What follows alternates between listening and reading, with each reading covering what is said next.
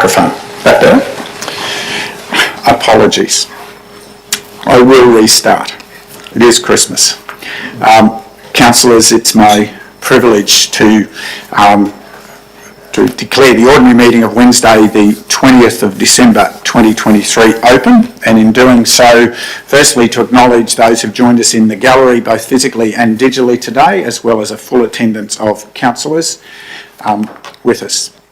But I'd also pause to acknowledge the traditional owners of the lands on which we meet and across which this magnificent region is formed, pay respects to their elders past, present and emerging, and continue to congratulate them on their nurture of their culture. Councillors, I've already indicated a full attendance of councillors, therefore I have no apologies for today's meeting. And we are awaiting Pastor Josh Cox to join us for prayers. So, councillors, with your forbearance, whilst I am awaiting his attendance, I would just move forward to item 7 for a moment and pause for an announcement.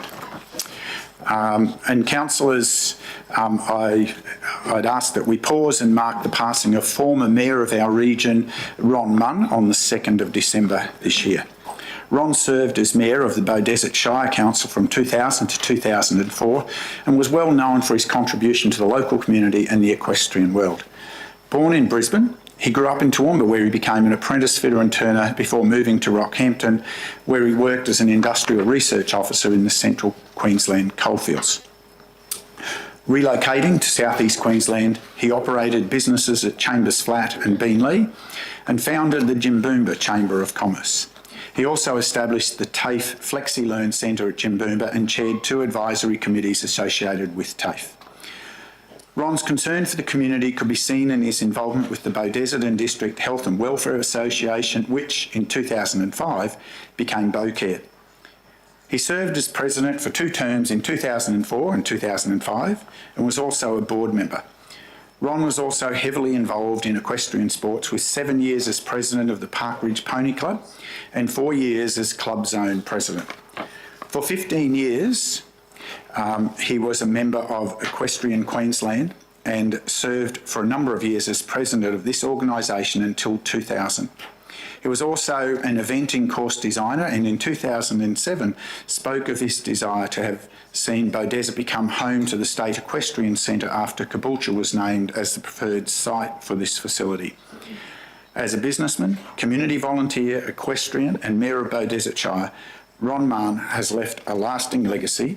We extend our sympathies to his family, members and friends. Thank you, councillors. I'm sure you join me in expressing those thoughts. Good morning, Josh. Thank you for joining us. Pastors are always busy people, so we thank you for joining us, and we invite you now to lead us in prayers. Thank you. Sure, thank you. Right hand, Bart. Right hand, thank you.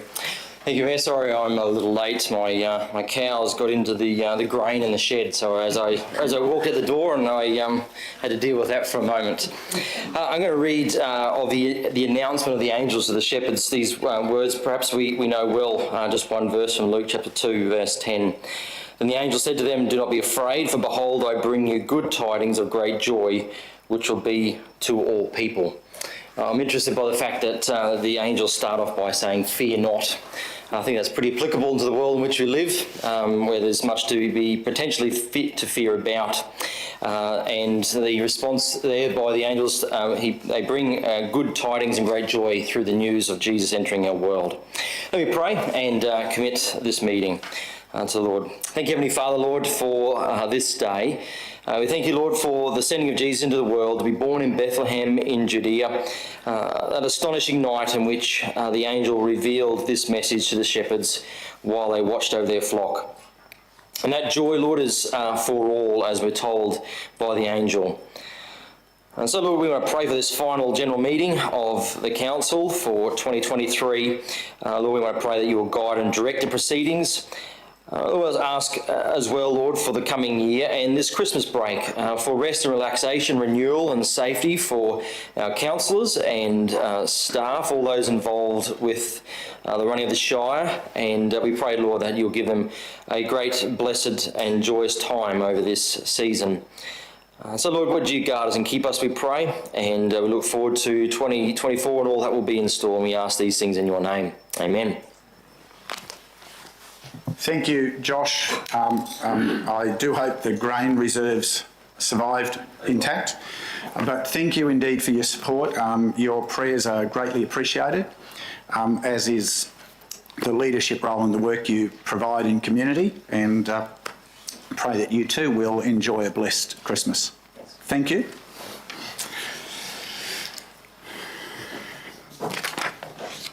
Councillors, I note at item 5 we have no questions for public question time. However, at item 6, I believe we have one declaration advised for today's agenda by Councillor McGuinness, and we will deal with that at item 11.14. We've dealt with announcements. We have no deputations scheduled for today's meeting. I'm not advised of any petitions. So we come now to item 9, confirmation of the minutes, and councillors. Sorry, Councillor Hay. Sorry, Chair. Is it possible for a councillor to make an announcement? Sorry, Councillor, I've not been notified of anything to put into the agenda. I'll just send an email to everyone then, that's fine. Sorry, Councillor, I'm just at a loss about the nature of what you're looking to do. Perhaps some preparation. Thank you. Perhaps when we have a break, Councillor, you can explain what it is. We may do something abnormal later in the agenda. Thank you. We move to item 9. Firstly, councillors, I have a recommendation that the minutes of the ordinary meeting held on the 22nd of November 2023 be adopted. I seek a mover. Councillor West, a seconder. Councillor McConnell. Any discussion, Councillor? Any questions to those minutes? You've all had access. Any desire to speak to the motion, Councillor? No, thank you. Anyone wishing to seek leave to speak additionally? If not, we put the motion. Those in favour? It's carried unanimously. Councillors, we have a further consideration, and I note we have a recommendation that minutes of the special meeting held on 30th of November 2023 be adopted. I seek a mover. Councillor Enright, thank you. Seek a seconder. Councillor McConnell. Again, any questions to those minutes, councillors? Any need to speak to your motion? Anyone wishing to speak additionally? If not, we put the motion. Those in favour? Carried unanimously. Thank you, councillors. And we have a third recommendation. Minutes of the special meeting held on the 6th of December 2023 be adopted. Seek a mover. Councillor McConnell. Seconder. Councillor McInnes. Thank you. Need to speak to Councillor McConnell? Yeah, yes, thanks. Just to welcome CEO back, and it's good to see you sitting in the chair again. Thank you. Anyone wishing to speak against? Seeking leave to speak additionally? If not, we put the motion. Those in favour? It's carried unanimously. Thank you, councillors. The only business I'm aware of arising from previous minutes is actually dealt with within today's agenda at item 11.6. So, that being the case, councillors, I now move forward to the business of today's meeting, and we commence with item 11.1, which is on, for those following along, is on page 6 of the agenda. And I turn to, I'll just wait a moment, councillor. So, Councillor Enright, you introduce this report. Thank you, Mayor. Very happy to introduce the report, item 11.1. Sorry, just a moment, councillor.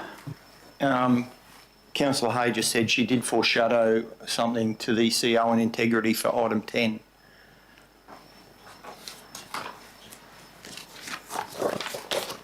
Sorry, I've not been made aware of. Sorry, Mr Mayor, we did have a question on notice in relation to the business arising. Okay, so I've not been made aware of that in the lead up to today. What's the question on notice, Councillor? Thank you, Chair. Apologies, Councillor Enright. Yep, sorry, Councillor Enright. It relates back to the minutes of the ordinary meeting held on the 20th of June 2023 at item 10.10, which was a late item, referral of inappropriate conduct matter C-23-00238.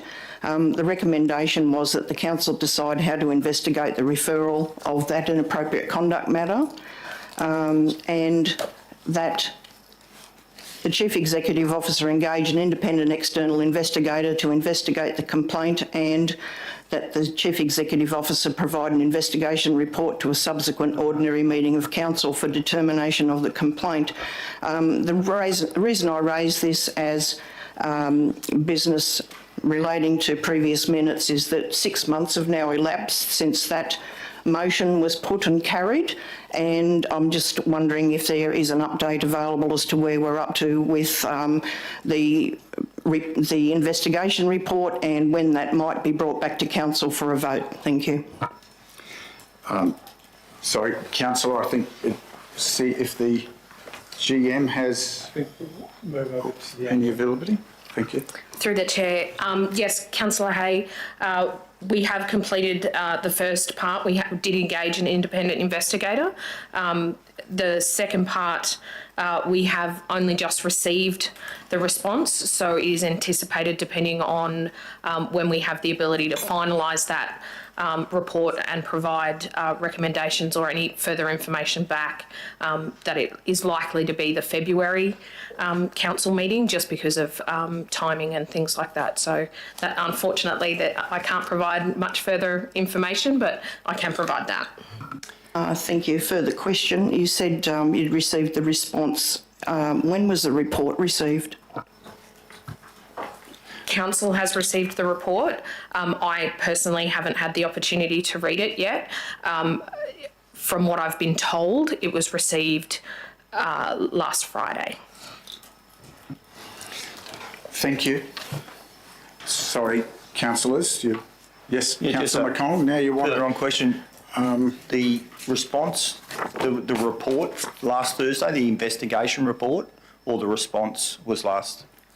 So it's the initial report that we've received. We haven't received anything further. Sorry, so the investigation report was only just received last week? Yes. Okay. But it's the initial investigation, not the full final report. Thank you. Thank you, councillors, and apologies, I didn't have visibility of any of that in the commencement of today. Can I now move forward?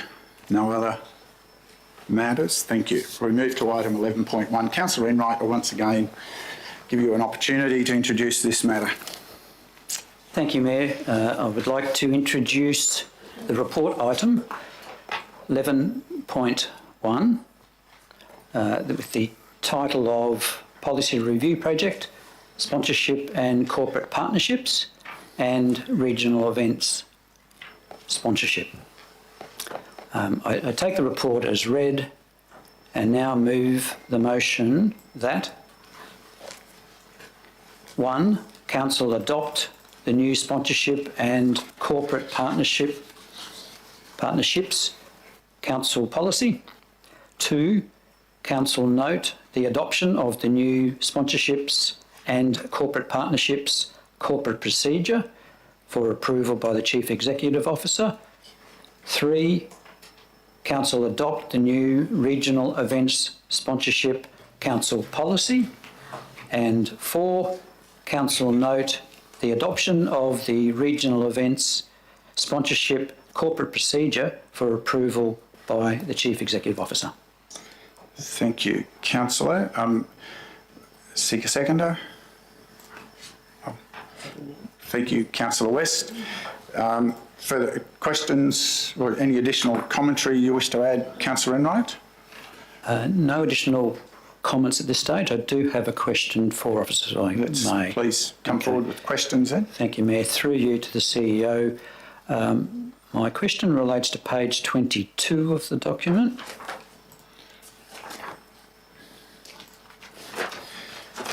And just seeking some clarification regarding the policy on regional event sponsorship, and it refers to the item item 4.1, available funding, moves on then to the last paragraph of that section, the first sentence of page 22, and it refers to Council may elect to award multi-year funding for annual events that consistently enhance the region's profile and deliver economic outcomes. So my question is, given that we can't commit beyond the annual budget, how do we handle this in this particular process? Thank you, Councillor. CEO? Through Mr Mayor, I might go through the General Manager to the acting. Thank you, CEO. So in relation to that, yes, Council's commitments are on an annual basis as per budget. So whilst we might commit and understand that such events are over periods of years and be an annual basis, our commitment would be only for the current year, with an undertaking that we would consider funding in future years, but that funding would always be subject to council approval and council budget. And that understanding would be given to the applicants at that time. Thank you. Thank you for Further that questions? clarification. No. Thank you. Further questions, councillors? Councillor Hay? Through the chair to the officer, I have a question along similar lines. At attachment 2, page 17, it mentions continuous monitoring. My question is, will there be a need for additional staff positions, given that monitoring, evaluation and reporting requirements are obviously going to be onerous depending on how many of these sponsorship arrangements are in place, and also there's a need for contract administration. And following on from that, from what Councillor Enright just said, I would have liked to have seen that there was a mention that evaluation must be conducted prior to the renewal of any sponsorship being considered. So that would also have an impact on multi-year proposals as well. So perhaps we can deal with the question first and we'll come back to the additional commentary separately. Thank you. Yes, so in regards Just microphone right in button. in regards to your question, Councillor Hay, through the chair, in regards to the evaluation, so that is a current process that we process throughout the acquittal procedure through the current grant program. So it's no additional work. However, this will provide us with a framework, particularly for multi-year funding, to evaluate and set ongoing goals for the event applicant. And if I could just further clarify, this policy or these policies are basically clarification of the events we're doing now or the processes we're doing now. This is not new or additional, so we're not looking at additional resources required to do this. Basically, we're doing it at the moment. Yeah. Can we perhaps, with forbearance, Councillor, can we just return to then the comment that perhaps couched as a question would be, is there a embedded in this or in the process the expectation for such a review before the consideration of a subsequent year's funding, as a question? Yes, so that's a current process already in place for any future funding from council, that there is a review process based on the application that's provided by the event organiser. And is that contained somewhere in the document that we've received? If it is, I missed it. I just can't go to the point now, but there's a requirement for people to close out their not sure the word, but they've got to give us feedback on their and report back on their event within, I think, 3 months of the event, which then indicates that that review is done prior to any consideration in the future. So the two are not necessarily linked the way you're mentioning, but in practice, they have to give us that feedback within, I think it's 3 months of the event happening, which would then give us plenty of time to consider that response and what has happened, good, bad or indifferent, when considering any future events. Thank you. Thank you. Thank you. Further questions? If not, Councillor, you wish to speak to your motion? Yes, thank you, Mayor, I will. These policies provide the important framework around incoming sponsorships and partnerships with third parties outside of Council.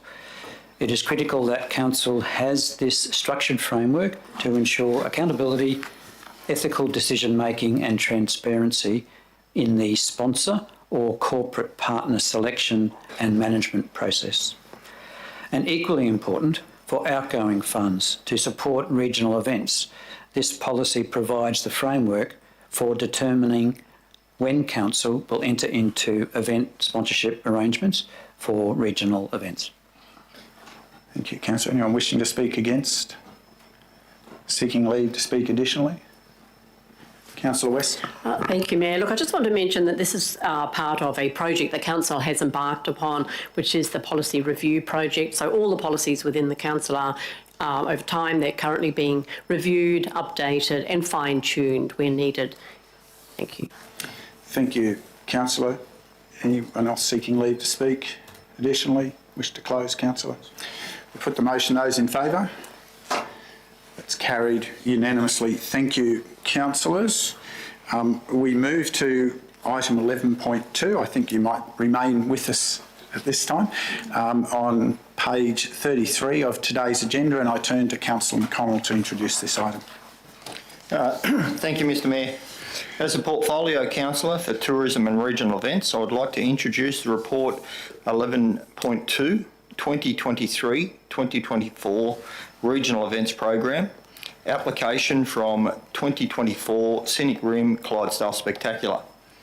The Scenic Rim Clydesdale Spectacular, held in Burna annually, was born from a desire by local breeders to pay respect to the history and heritage of the Clydesdale horse. They approached the Burna Show Society, and a subcommittee of the society was formed in 2012, which now plans and manages the event.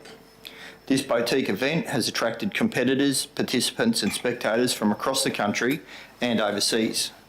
Not only are there horses, but rare trade demonstrations of all forms that focus around the heavy horse harness makers, blacksmiths, wheelwrights and driving displays. The 2023 event achieved the following. It attracted 7,307 primary purpose visitors from outside the region over the 2 days. That was up from 6,728 in 2022. It contributed approximately 1.6 million to the local economy, up from 1.5 million in 2022. Attracted 86% of its visitors from outside of the Scenic Rim, resulted in 6,155 visitor nights in the region, and subsequently resulted in 6,684 visitor nights throughout Queensland derived from this event. I take the report as read. I now move the motion that 1. Council approve the application from the Scenic Rim Clydesdale Spectacular Subcommittee of the Burna Show Society Incorporated for support for the 2023-2024 Regional Events Program for the 2024 Scenic Rim Clydesdale Spectacular, being held in Burna on 15 to 16 June 2024. And 2, Council approve a maximum of 20,000 cash and in-kind support as follows. A cash amount of $12,580 plus GST. B, in-kind support of $2,420 towards the provision of waste bins by Council. And C, in-kind support to the value of $5,000 of marketing and public relations services.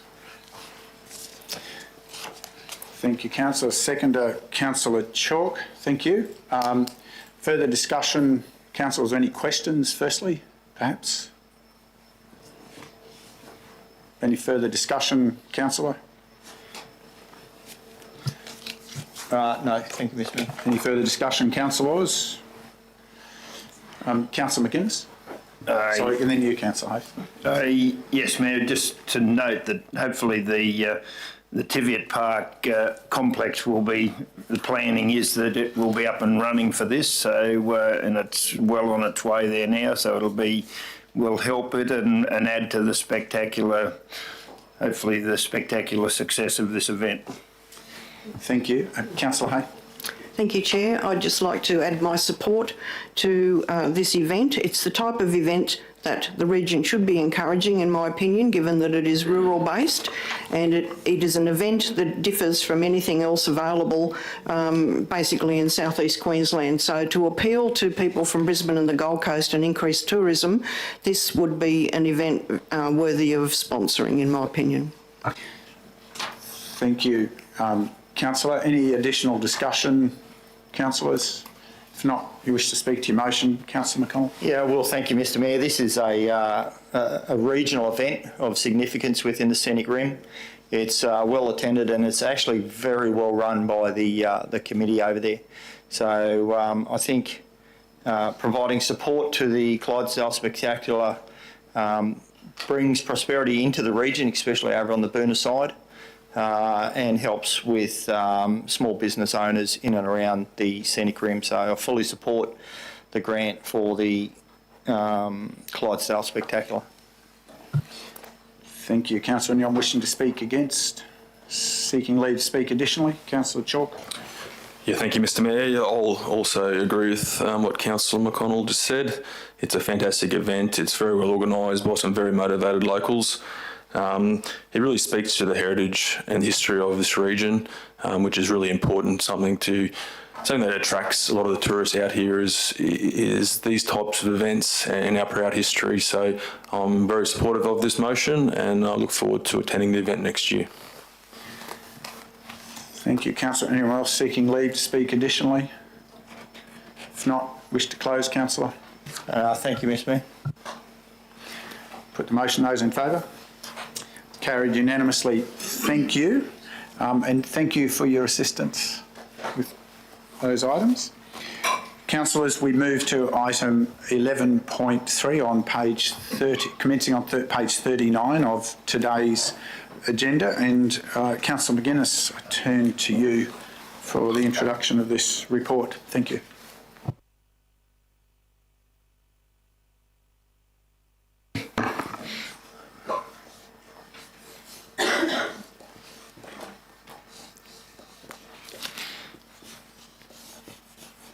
Sorry, Mayor.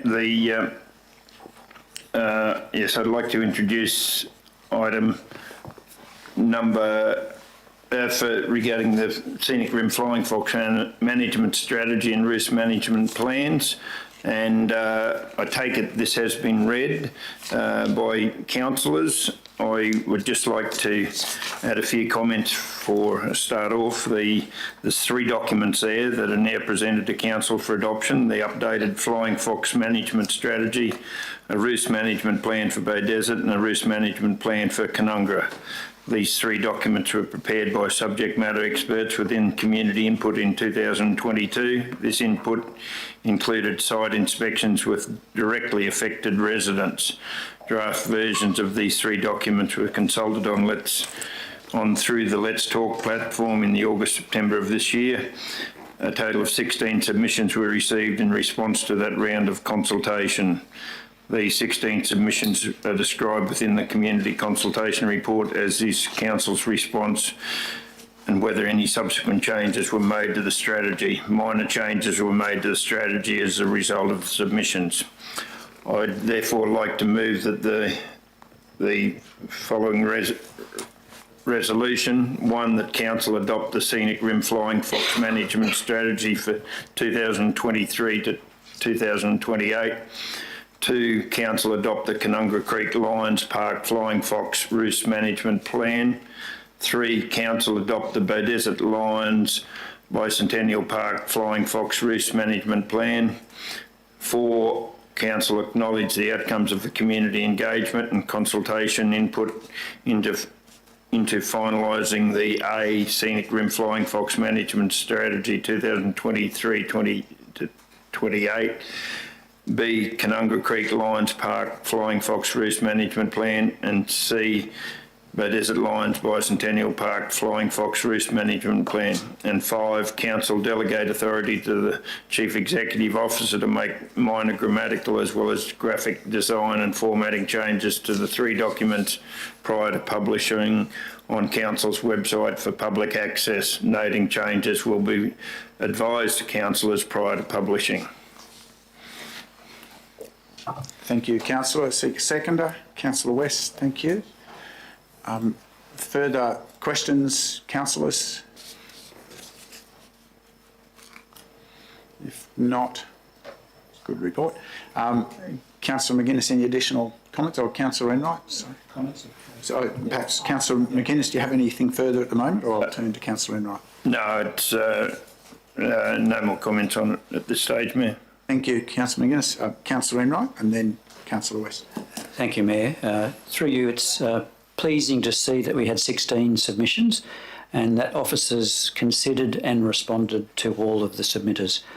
There were a number of changes made to the roost management plans based on the feedback from these submitters, and it was very pleasing to see the number of positive comments regarding the process that council officers have followed. So can I pass on my gratitude to council officers who have assisted through this process. Thank you, Councillor. Councillor West. Thank you, Mayor. The comments I've got are, I just want to welcome the outcome of an updated strategy. Our previous one was getting a little bit dated, and the Flying Fox Roost Management Plan for the 2 larger roosts which are on council land.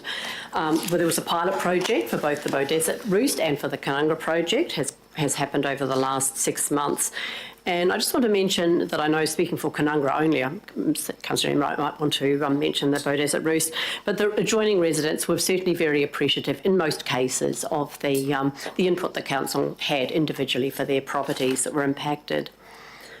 However, I do just want to mention as we go forward that there are other problematic roosts that we know about in the region, and they are on private property, but the effects on the adjoining neighbours are fairly immense as well. So I'd like to hope that into the future there would be some funding that might come our way so that we can help those residents together form a Flying Fox Roost Management Plan to deal with issues on their land. Thank you.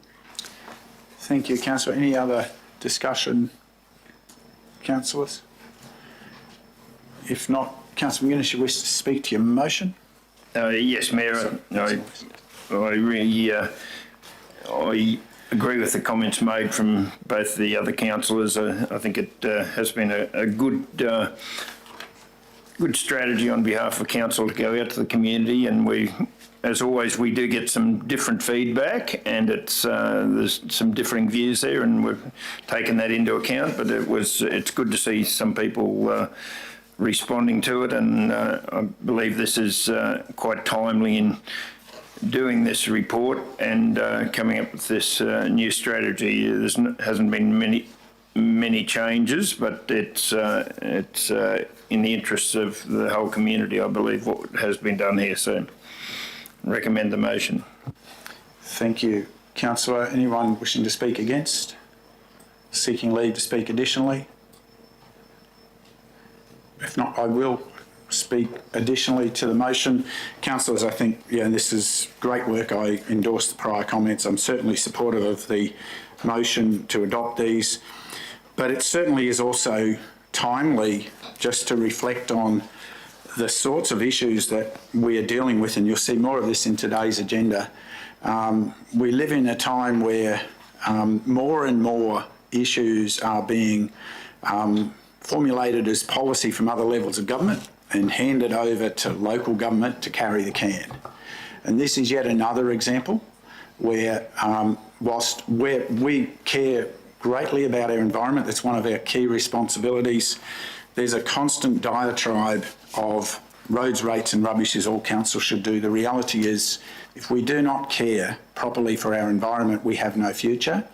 And whether people like flying foxes, and there are mixed views on their value add by parties depending on how close you live to them, the reality is they're part of our responsibility. These plans give us a really good roadmap forward to provide clarity and confidence about fulfilling our obligations. As with many of the other things that come our way, I support the motion. Anyone else seeking leave to speak additionally? If not, Councillor McGuinness, you wish to close? That's right, Mayor. Thank you. Then we put the motion. Those in favour? Carried unanimously. Thank you, councillors. We move to item 11.4 and starts on page 46 of the agenda if you're following along. And I turn again to Councillor McGuinness. Yes, Mayor. As the portfolio councillor for this area, I would like to introduce the 11.4, which is a procurement exception under section 235 Local Government Regulations 212 OWAD environment. Mayor, I take it this has been read. This business is someone who we've used quite a bit, and a lot of other councils use this business also. And there are a specialist supplier, OWAD, I suppose we pronounce it as. Yeah, it's under section, as I said, 235 of the local government regulation. They do have a specialist, they are a specialist consultancy in koala ecology, including scientific analysis of koalas, scat, technical report presenting results of analysis, and a deployment of koala detection dogs in council reserves. They have got a very strong background in local government, and we want to compare our area to other areas, and that's the reason it's been put forward that we have them as a specialist to use them without going to the market. So I recommend that motion to council. I believe it's in our interest and in everybody's interest, and I also might note that there's some people here from Boona Landcare, which is good to see on this and other issues, that do take a real interest in it. There's been a lot of work done in the Fassman Valley, especially from koala counts, and there's still more to go around the place, and you see it around more and more. The feedback I get, the number of koalas, and we want to try to protect them as much as possible.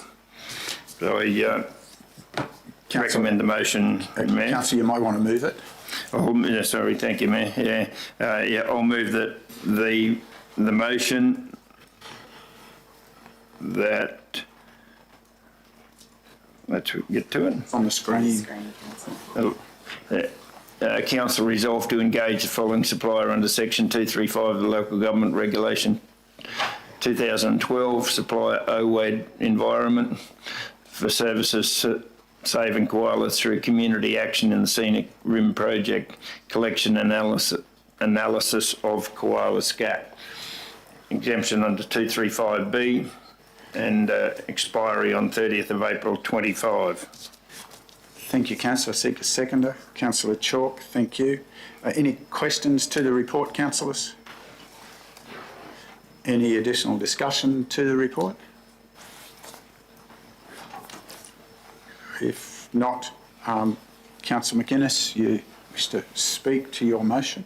I think I've probably covered it fairly well, Mayor. I don't think there's anything more to add to it. It's very much recommend the use of this business, who have been very good for council and historically.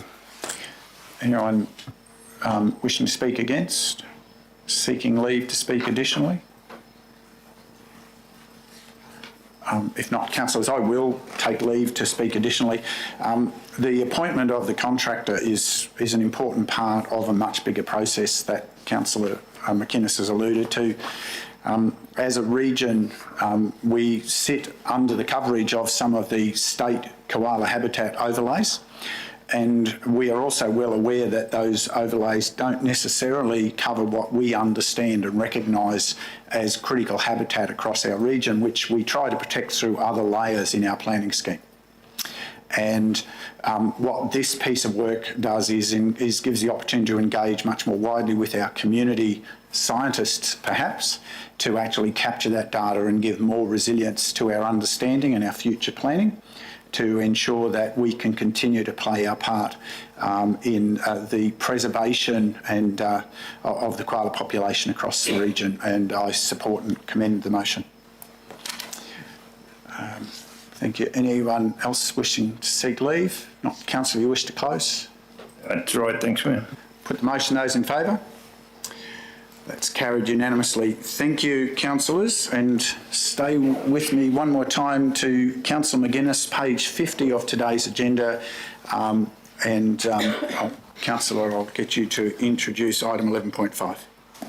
Thanks, Mayor, and staying with the koala theme, 11.5 Fassivan koalas, as I mentioned in the previous resolution, final report on koala surveys at Fassivan. As was noted, they contains a report from the University of Queensland Koala Research Team. The report is about koalas and koala population in and around Fassivan, especially at Fassivan Reserve, which is on the Cunningham Highway, if people know it, along Worrell Creek and Reynolds Creek, and in habitats nearby. The Koala Research Team conducted surveys in May and June this year. They searched for a large number of koalas present.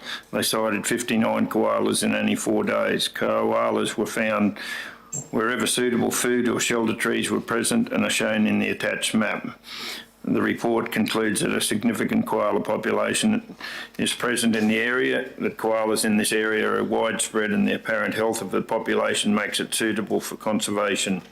The report contains a range of recommendations for maintaining this koala population, improving habitat in the area. The Biodiversity and Climate Change team and other organisations will be able to use the report as evidence base for further koala conservation work and grant application.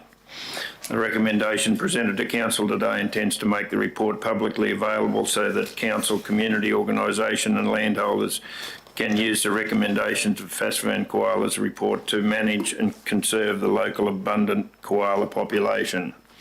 I therefore move the recommendation that 1, Council note the report titled Fassivan Koalas, final report of the koala surveys at Fassivan dated July 23, and 2, Council note that the Biodiversity and Climate Change team will prepare and implement, as I thought Councillor Enright might have picked up that spelling mistake, and implementation plan and identify funding resources for the recommendation contained in the report. I so move, Mayor. Thank you. Thank you, Councillor. Just for clarity, I think the wording's right. We'll prepare an implementation plan. Yes. Yeah, it could be both, really, I suppose, couldn't it? Yeah. I can see. I take that comment back there, Councillor Enright. No, just to protect Councillor Enright's editorial reputation. Thank you. I seek a seconder. Councillor Chalk, thank you. Questions to this report, councillors? Any additional discussion before we move to speaking to the motion?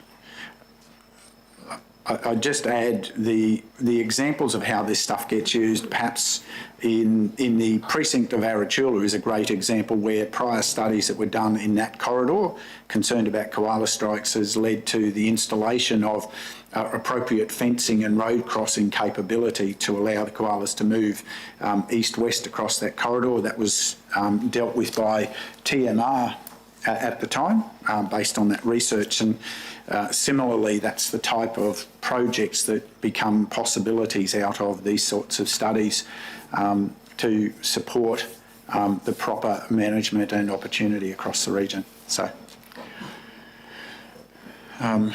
any other Discussion? Councillor McInnes, you want to speak to your motion? Yeah, nothing too much to add, Mayor, but I believe there's a good chance that will happen in this area too. What you've mentioned in Arachula, TMR are looking into doing a similar thing at McLean's Bridge and a couple of areas for the koalas to move across the highway, as I've found quite a number of dead ones on the road there over the last 12 months. So it'll be give credit where credit's due to TMO. Hopefully they do come up with this and it's done fairly quickly. Thank you, Councillor. Anyone wishing to speak against? Seeking leave to speak additionally? Councillor Chaw.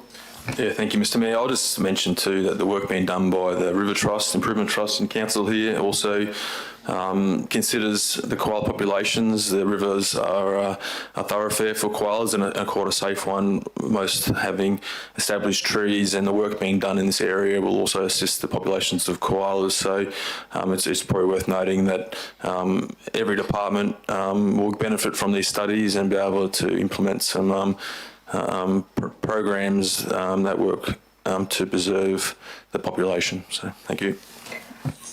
Thank you, Councillor. Anyone else seeking leave to speak additionally? If not, we put the motion. Those in favour?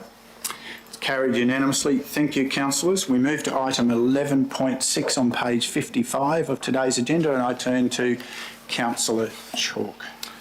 Thank you, Mr. Mayor. As the Divisional Councillor for this area and also the tabler of this petition, I'm pleased to present this report, 11.6, which reads petitions received regarding the noise barrier fence between Stacey Drive and Robson Road, Boonah. I'll take the report as being read and I'll just move straight to the recommendation. The motion actually, I'll start, yep. The motion that one, council note the report titled Petitions Received Regarding the Noise Barrier Fence Between Stacey Drive and Robson Road, Boonah, and two, council provide a response to the principal petition submitters via the Chief Executive Officer, which addresses the concerns raised in the petition as outlined in this report, and three, that council undertake a review as part of the future amendment program for the Scenic Rim Council Planning Scheme to assess additions that may allow better coordinated character outcomes with state assessment and referral agency conditions. Seek a seconder. Councillor McConnell, thank you. Councillor, before I open to speak, I'd like to add a further amendment, if I may, for consideration, a part 4. That would read that council investigate with relevant parties opportunity for A, beautification and screening of the completed wall to better integrate with local character, and B, to opportunity for safe native fauna solutions, particularly as part of any future upgrade to the Robson Road intersections. Seek a seconder for the amendment. I'm happy to include that in my motion if that's easier. I'm happy to include that in the original motion. Thank you, Councillor. I'd still like to speak to it separately, but certainly happy to include it as part of the motion.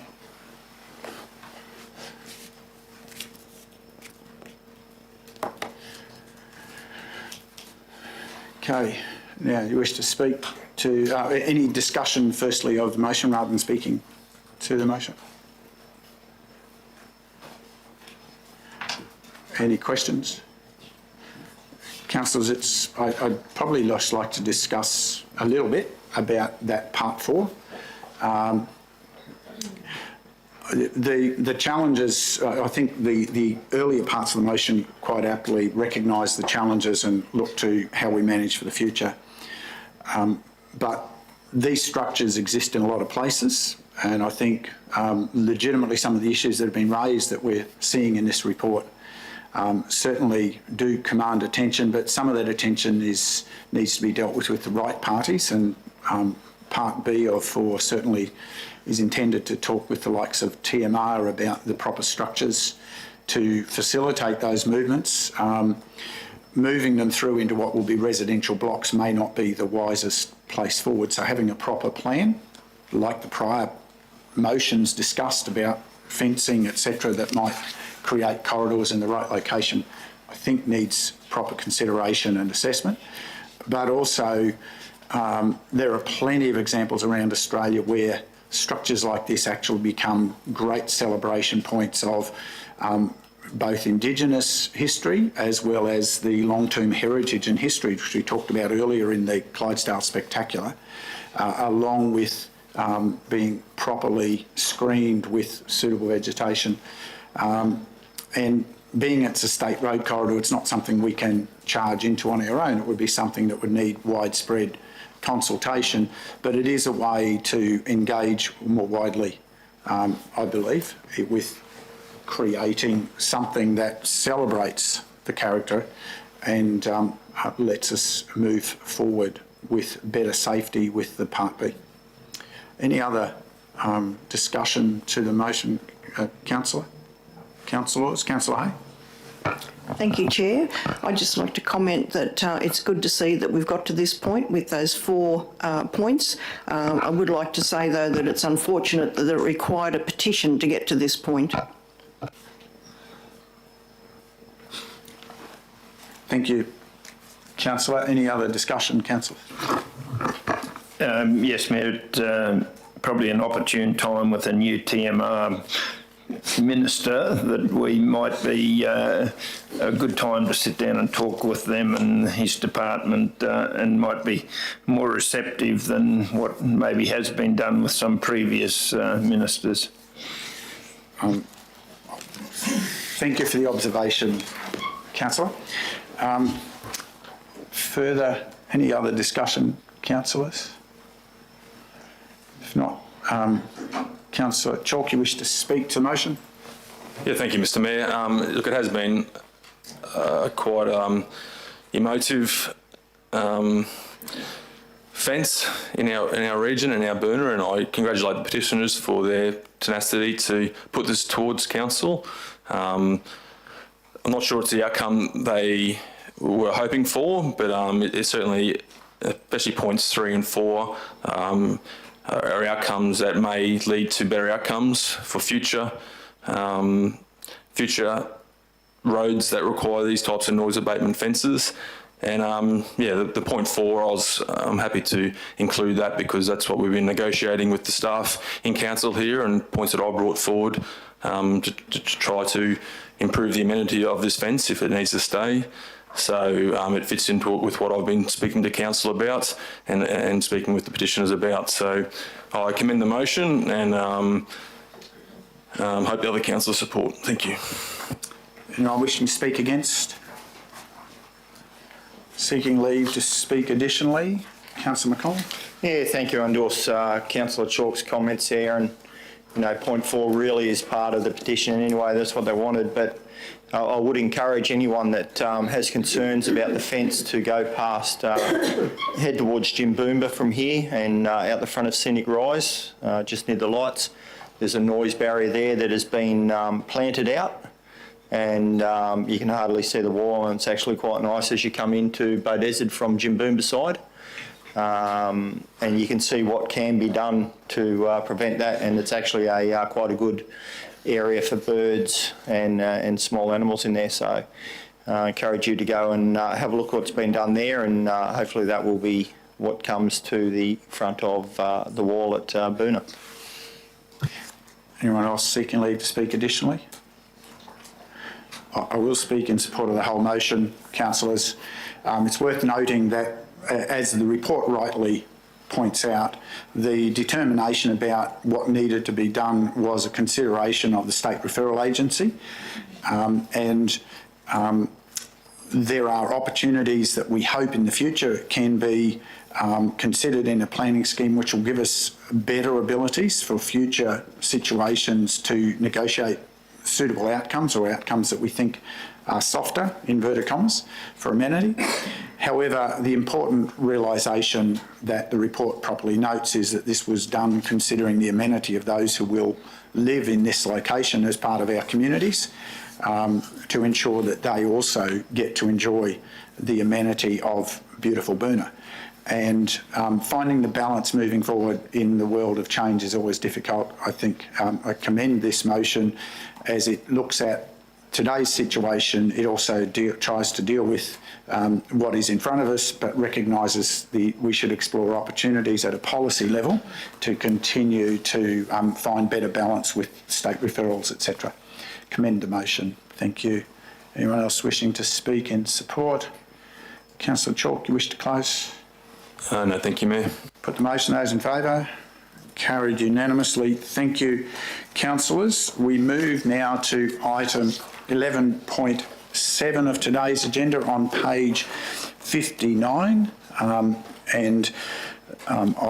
invite Councillor West to introduce this item. Thank you, Mayor. I'd like to, as the portfolio holder for active transport, roads, bridges and footpaths, I'd like to introduce item 11.7, which is the Bridges Renewal Program and Heavy Vehicle Safety and Productivity Program. Just before I move the motion, I'll just mention that this report concerns funding from various funding rounds from the Australian Government. So the motion is in 4 parts. Number 1, part 1, is that Council enter into the Bridges Renewal Program funding agreement with the Australian Government for up to $5 million, GST exclusive, for the Hinchcliffe Bridge at Carrabin replacement project with Council's contribution of $3,097,400 GST inclusive, GST exclusive, to be funded from Council's Capital Bridge Replacement Program and Roads Program. Number 2, that Council enter into the Bridges Renewal Program funding agreement with the Australian Government for up to $2,004,093.32, exclusive of GST, for the Cangoon Bridge at Kents Lagoon replacement project, with Council's contribution being $623,000 to $258 GST exclusive, to be funded from Council's Capital Bridge Replacement Program and Roads Program. Number 3, that Council enter into the Heavy Vehicle Safety and Productivity Program funding agreement with the Australian Government for up to $5 million, GST exclusive, for the design and road alignment of Kerry Road project, with Council's contribution being $4,006,200 ex-GST exclusive, to be funded by Council's Capital Bridge Replacement Program and Roads Program. And number 4, Council acknowledged the successful funding of $2,093,600 GST exclusive for the replacement of Flying Fox Creek Bridge. Sorry, Councillor, you might just want to recheck that number.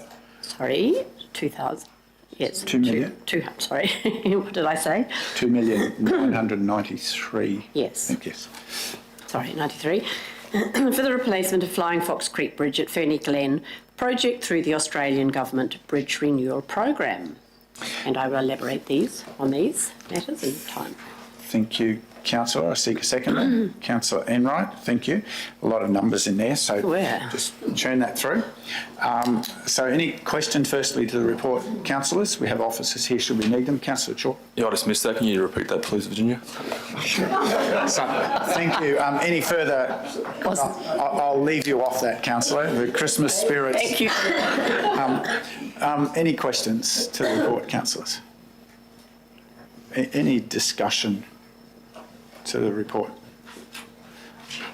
Councillor McConnell. Obviously, over the last few years since COVID, we've seen a significant increase in the cost of projects. How confident are we that these projects, even with the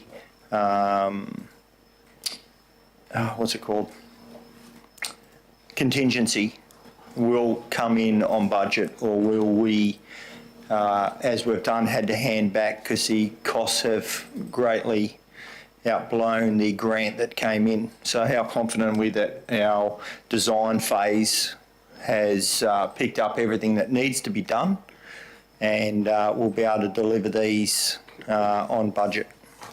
Through you, CEO, perhaps to the GM. I know this has been discussed before. Thank you, Chair. We have actually had these questions asked before, and I can never guarantee that the money allocated. We certainly have other professionals, including quantity surveyors, that actually look into this, and unfortunately, given the dramatic changes over the past several years, as outlined by yourself, there has been a level of uncertainty with regard to these projects.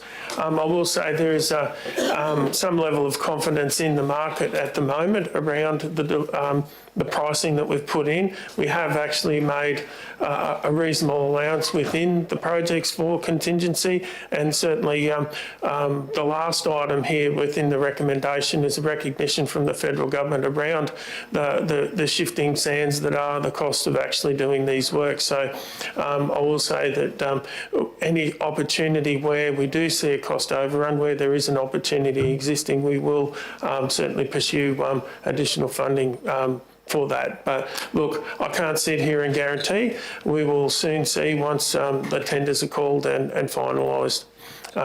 I am very confident that the detailed designs have been sitting awaiting this funding opportunity, so for at least items 1 and 2 within the recommendation. So I have a high level of confidence that we're aware of all of the issues that will be needing to be addressed as part of the contract. Thank you. Thank you. Just a supplementary to that, for clarity, and then to you, Councillor West, items 1 and 2 in particular are examples where we handed the original funding back on the basis of seeking to get proper funding to recognise the change in costs. Is that correct? Yes, Mayor, that is correct. Thank you for that clarity. Councillor West. Thank you, Mayor. Oh, look, just to mention a couple of the bridges, and obviously, as has been discussed, Council did take a bit of a risk with Hinchcliffe Bridge. The funding that was received was not going to be enough, excuse me, given the rising costs at the time. And so the second opportunity has obviously brought the funding that we need. Hinchcliffe Bridge is really important because it is the only access for a number of people in the Coralbin area in flood events. So I know the community will be very appreciative of the new concrete bridge, which is about to be constructed, and we'll have a pedestrian walkway. Excuse me. Kengoon Bridge, a little the same. The funding, we needed increased funding, and so the second round has produced the funding for Kengoon Bridge. Kerry Road, this is the first 2.2 kilometres along outside the golf course, which I know residents who travel that road will be very grateful for.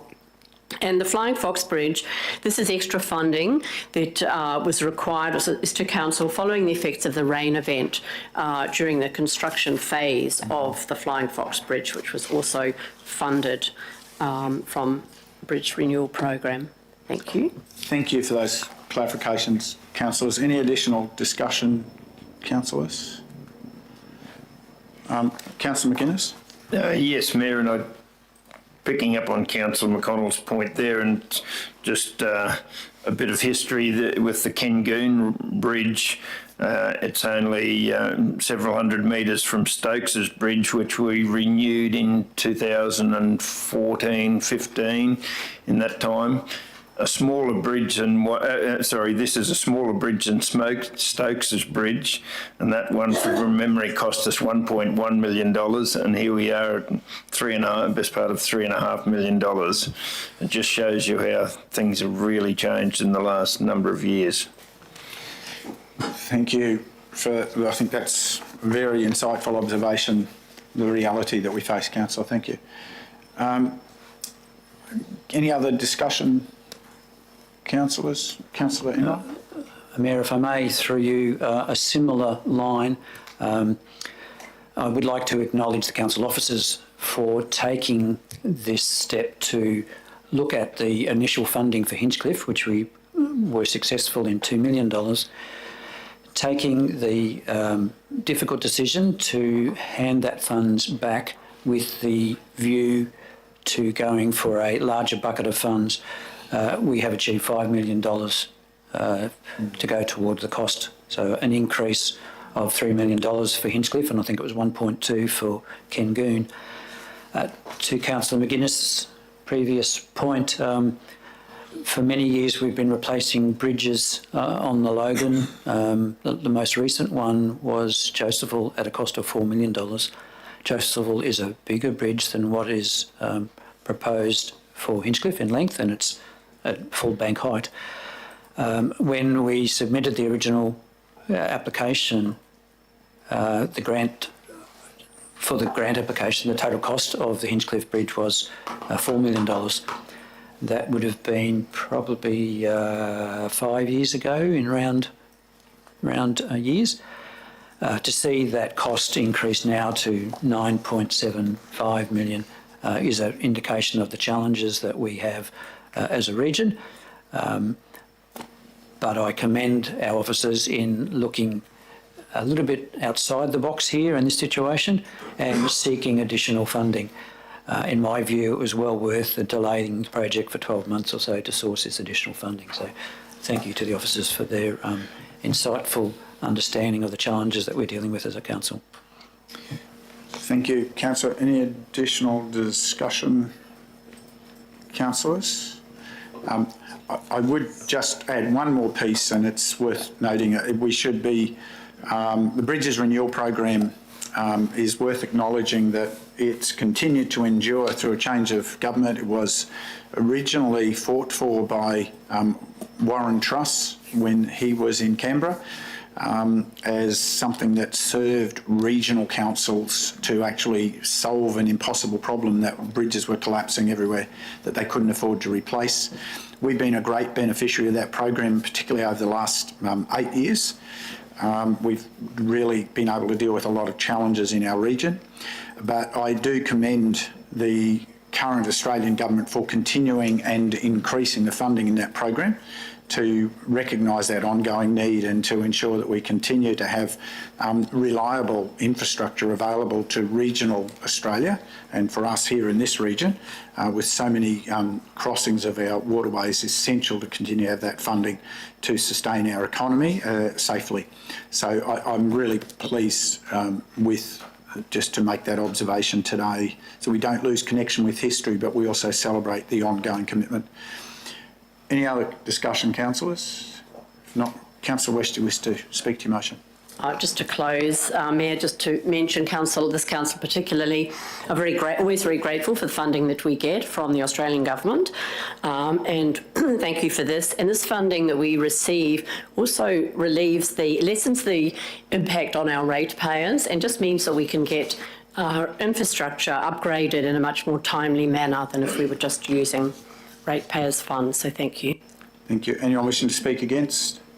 Seeking leave to speak additionally? Councillor McConnell. Yeah, thank you. I endorse Councillor West's comments then, because this does show that this council is fiscally responsible. We had funding from the Australian government to fund these bridges initially. COVID has been a trying time for all councils across the state, and the fact that we could make that decision to hand back the guaranteed funding we had to seek additional funding from the Australian government instead of stumping it up through our own rates shows that we do have the interest of the best interest of the region at the core value of how we operate within this chamber. And I congratulate the council officers for bringing it back to us to seek the additional funding through the federal government to be able to make these, change these bridges which assist in the prosperity across the region, the movement of trucks being easier. So I commend the motion and fully support it. Thank you, Councillor. Anyone wishing to speak against? Seeking leave to speak additionally? Thank you, Mayor. I'd like to at this stage acknowledge the residents of Coralban who have been impacted by the flooding at times across Hinchcliffe, and thank them for their patience as we work through the logistics of having Hinchcliffe replaced. I'm sure that applies to the residents around Kent's Lagoon as well. So it's it's difficult to rectify problems that have been, I'm not going to overuse the word, but have been legacy issues across the region for many decades. So it's very pleasing to see that through the careful application of federal government grant funding, the careful management of our projects, we can then now today move forward with having these bridges replaced for the benefit of our communities. Thank you. Thank you, Councillor. Anyone else seeking leave to speak additionally? Wish to close, Councillor? No, thank you. I put the motion. Those in favour? Carried unanimously. Thank you, councillors. We turn to item 11.8, which commences on page 64 of today's agenda, and I turn to Councillor Enright to introduce this item. Thank you, Mayor. I would like to introduce the report 11.8, Community Leasing Policy Review. This report deals with the completion of Council's sports and community infrastructure, community facilities review. The policy has been reviewed and retitled Community Tenure over Council Property, which reflects the various types of agreements that Council may have over the various types of properties owned or controlled by Council. I take the report as read and move the motion that Council adopt the Community Tenure over Council Property, Council Policy, to replace the current Council Policy, Community Leasing, Policy Number CC01.02CP. Thank you, Councillor. I seek a seconder. Councillor West, thank you. Any questions to this report, councillors? And just noting, councillors, just for publication purposes, there's a slight difference between the title contained in the description of this item and the final description that is correctly contained in the motion. Yes. That the one refers to land and the motion refers to property. And note that we deal with what's in the motion as the correct and accurate record for anybody who might be confused. So thank you. So any questions to the report? Any additional discussion? Just to speak to your motion, councillor. Thank you, Mayor. There's a large body of work that has been completed to assess all of the community facilities owned by Council but operated by our community and supporting groups. It's very important that the inconsistencies that have existed from prior to amalgamation are now made consistent.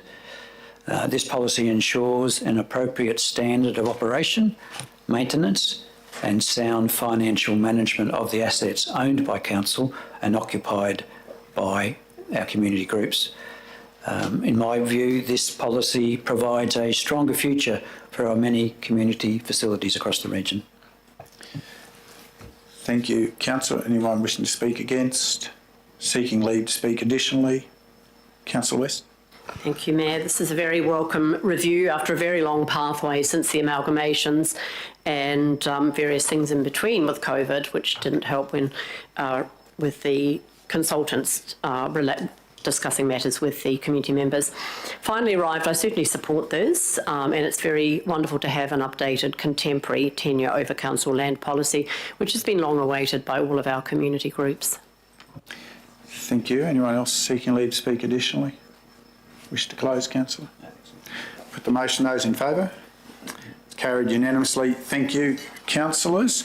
We move to item 11.9, which is on page 89 of the agenda, and I turn to Councillor Hay to introduce. Thank you.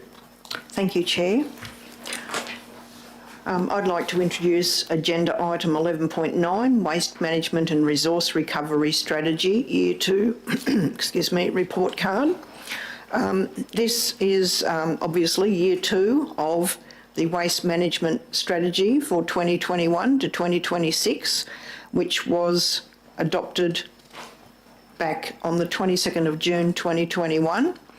And now the background for the requirement for the report was that this was a strategy aimed at supporting the overall vision, which included reducing the impact of waste on the environment, transitioning to a circular economy for waste, and building economic opportunity. And the progress and impact of the strategy implementation is contained within the report card, which is at page 92 of the agenda. So I would like to move that 1, Council endorse the Waste Management and Resource Recovery Strategy Year 2 report card, and 2, Council delegate authority to the Chief Executive Officer to make minor grammatical and formatting changes to the Waste Management and Resource Recovery Strategy Year 2 report card if required, after its adoption and prior to publishing on Council's website for public access, noting any such changes will be advised to councillors prior to publishing. Thank you. I seek a seconder. Councillor McConnell, thank you. Any questions to the report, councillors? Any additional discussion to the report? Councillor Hay? Thank you, Chair. I would just like to draw attention to page 94 of the agenda, which is detailing waste audits. And for the benefit of the public, it's interesting to see that even though we've had extensive educational activities to try to minimise the contamination or commingling of waste, we're still not quite there. So if you look at the 3 wheelie bins at the bottom of page 94, you can see that there's still room for improvement. And on the right-hand side, you'll note that there is mention of waste education actions that have taken place already. And it's good to see that we've just recently introduced the new bins, or I've seen them on Tambourine Mountain anyway, and also having the 10-cent container recycling opportunity baskets on the side of those bins. They haven't quite made it to Tambourine Mountain yet, but I guess they're coming. So it's good to see that the communities have embraced the new bins, and I've had lots of positive comments about their appearance and usefulness. Thank you. Thank you, Councillor. Any other discussion, councillors? Councillor Enright? Thank you, Mayor. I think first of all, commend the officers on the report that we have. It shows many great pieces of data. What caught my eye was a quote in the overview on page 96. And it's in that last paragraph of the blued section, but it says... Sorry, Councillor, you're on the wrong version of the report, so you might just have to go back to 93. Sorry, for those listening wondering what I'm saying, there were a few errors in the original report that was provided to councillors, so we've got some slight change of numbers. So we'll just get all on the same page, so to speak. And that's page 93. Excellent. Thank you. Righto, thank you. So in that final paragraph of the overview, second sentence, given the changes that will be needed in both the services council provide and the individual decisions we make, it will take time for waste generation to trend down and for waste diversion to increase. I think that's a very valid point. We are on a journey. It's an important journey, and I think the more that we provide awareness to inspire some behaviour change, the better it will be as an outcome. There are some significant figures outlined in the report, and when you talk about almost 24,000 tonnes into landfill,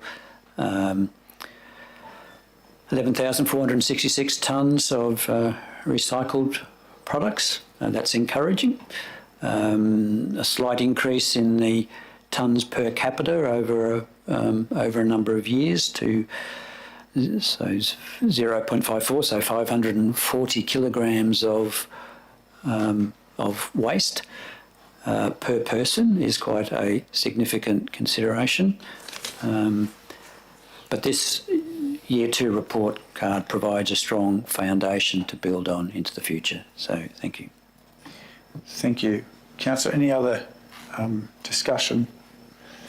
Councillors?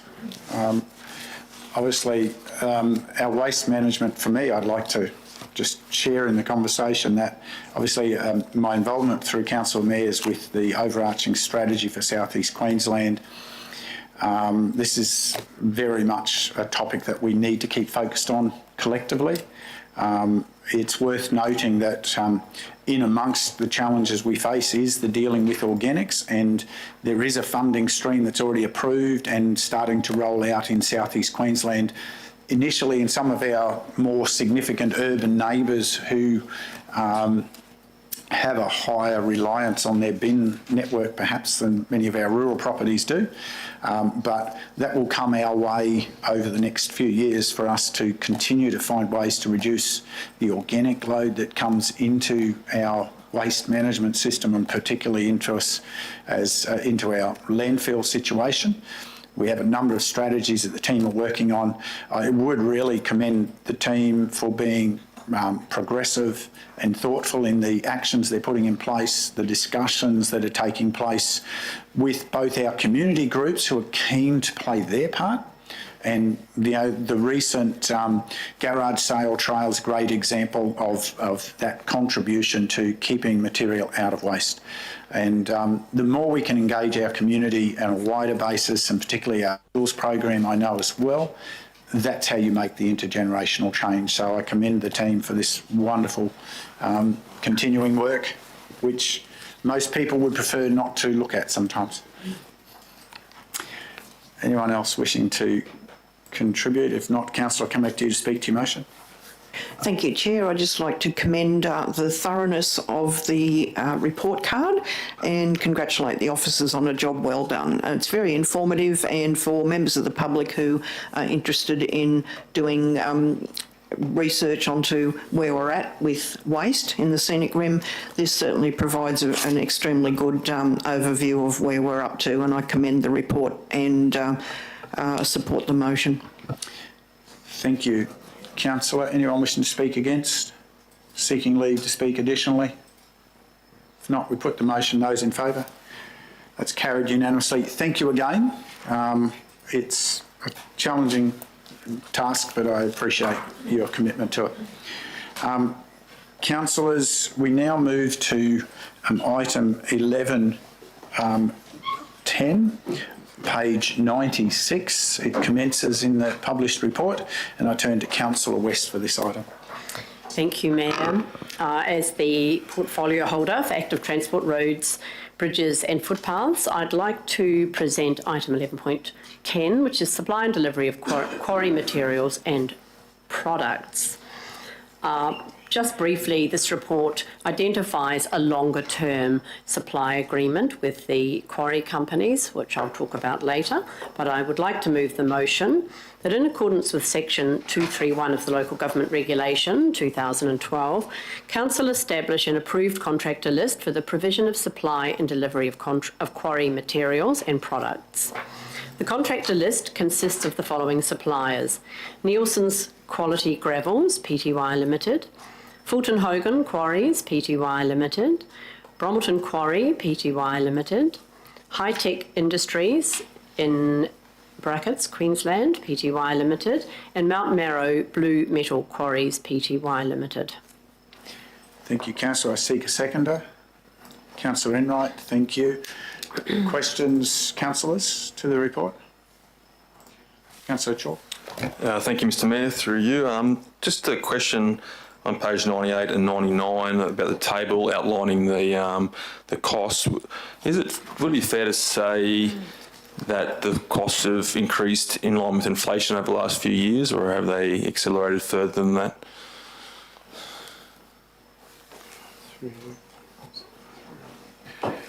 Through the chair, I may pass to the Manager of Maintenance and Operations. But first, before I do, I don't have the exact figures of a number of years ago, but I'm certainly aware that input costs for the operations of these quarries have certainly been impacted the same as our input costs for our operations as council.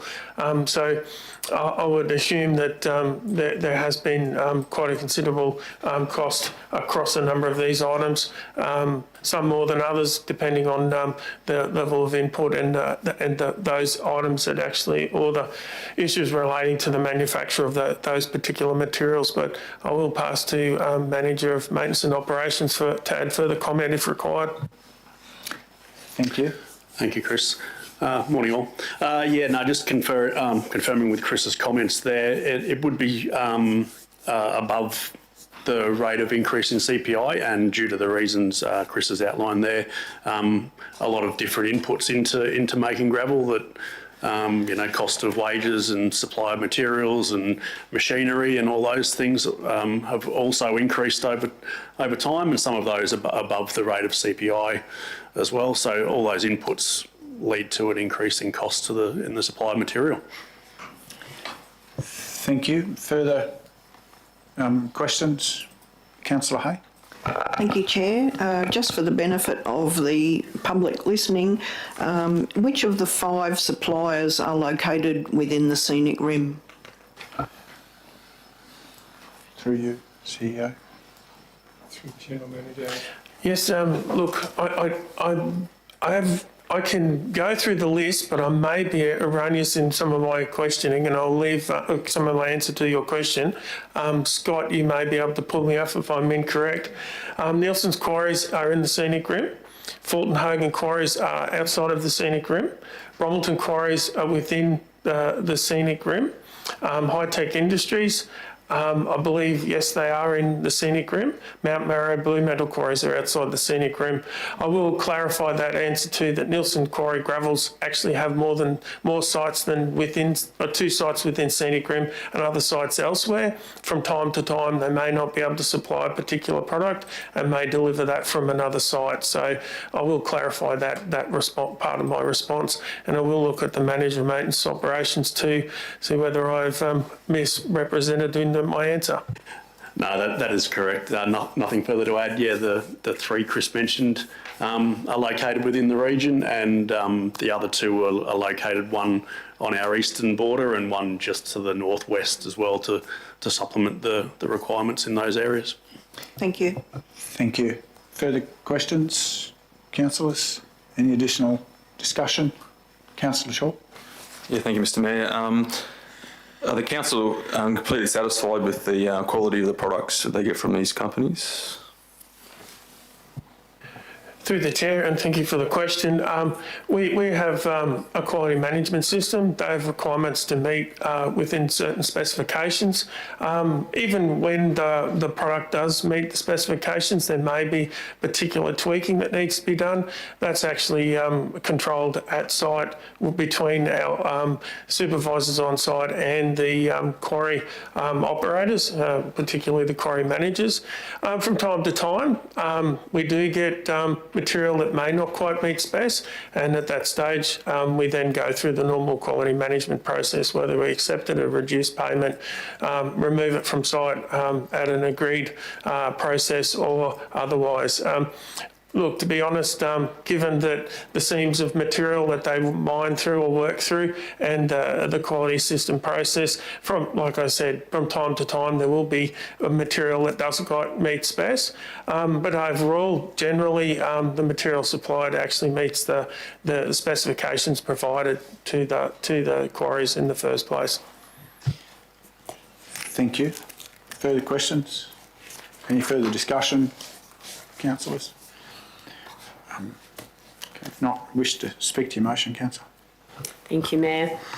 This report is about modernising the supply agreements that Council has with our quarries and also making them longer term, which is beneficial not only for Council but also for the businesses concerned for their business planning. Interesting to note that the 5 successful tendering companies are spread throughout the entire region, making delivery quicker, less costly and with less impact on our roads. It has been mentioned that there are 2 quarries just outside our borders, but especially I can really only speak for the eastern side, that does make sense to have a quarry that just needs to go where gravel can be obtained straight up onto Tamborine Mountain rather than coming from across the region. So certainly I commend the report.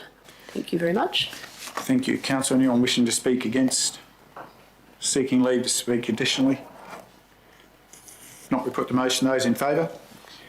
That's carried unanimously. Thank you, councillors.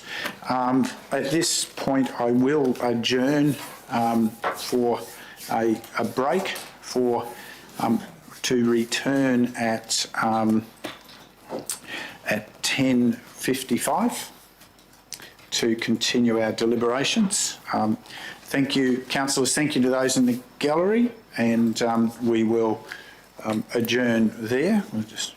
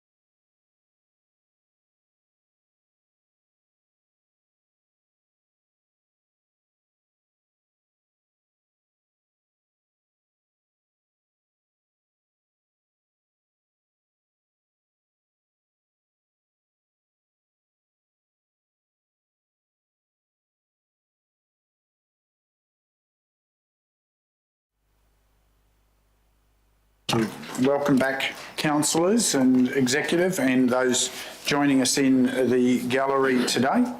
It's time to turn our attention to item 11.11 of today's agenda on page 102, and I turn to Councillor Chalk to introduce this item.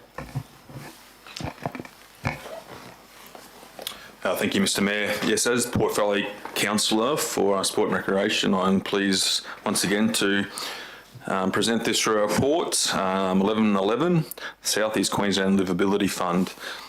As a way of explanation, the Livability Fund is an Australian government, Queensland government and the Council of Mayors all together has put together SEQ Livability Fund, and Scenic Rim's allocation of that fund was $2.76 million. The projects put forward in this motion today, some change room projects, have been nominated and they have been identified in Council Sports Facilities Strategic Review 2023-2032. The new change rooms will provide modern facilities for these two locations, which is much needed and sought after by the community.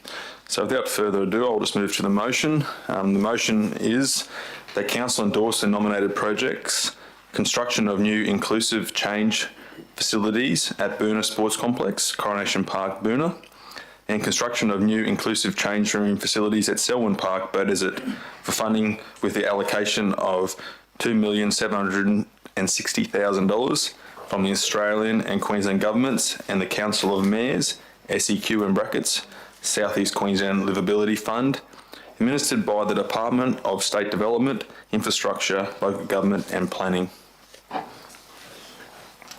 Thank you, Councillor. I seek a seconder. Councillor Enright, thank you. I'm just going to ask a technical question.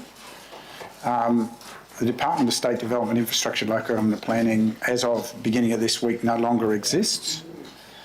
It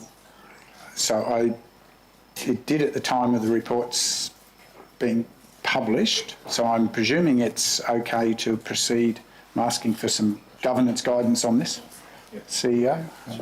The intent is through Mr Mayor, as I understand it, we haven't signed the contract yet, have we? So once signing the contract, the entity would be identified there. Thank you. I just thought it was worth having clarity around the changing times. So thank you for that clarity. Any questions to the report before us, councillors?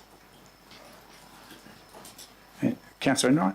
Thank you, Mayor. Question through you to the CEO or whoever is appropriate, but if it's possible for officers to outline a little bit more information on what these change facilities might be for our region. Thank you. Thank you for the question. I will pass to the Manager of Maintenance and Operations to provide the detail. Thank you all.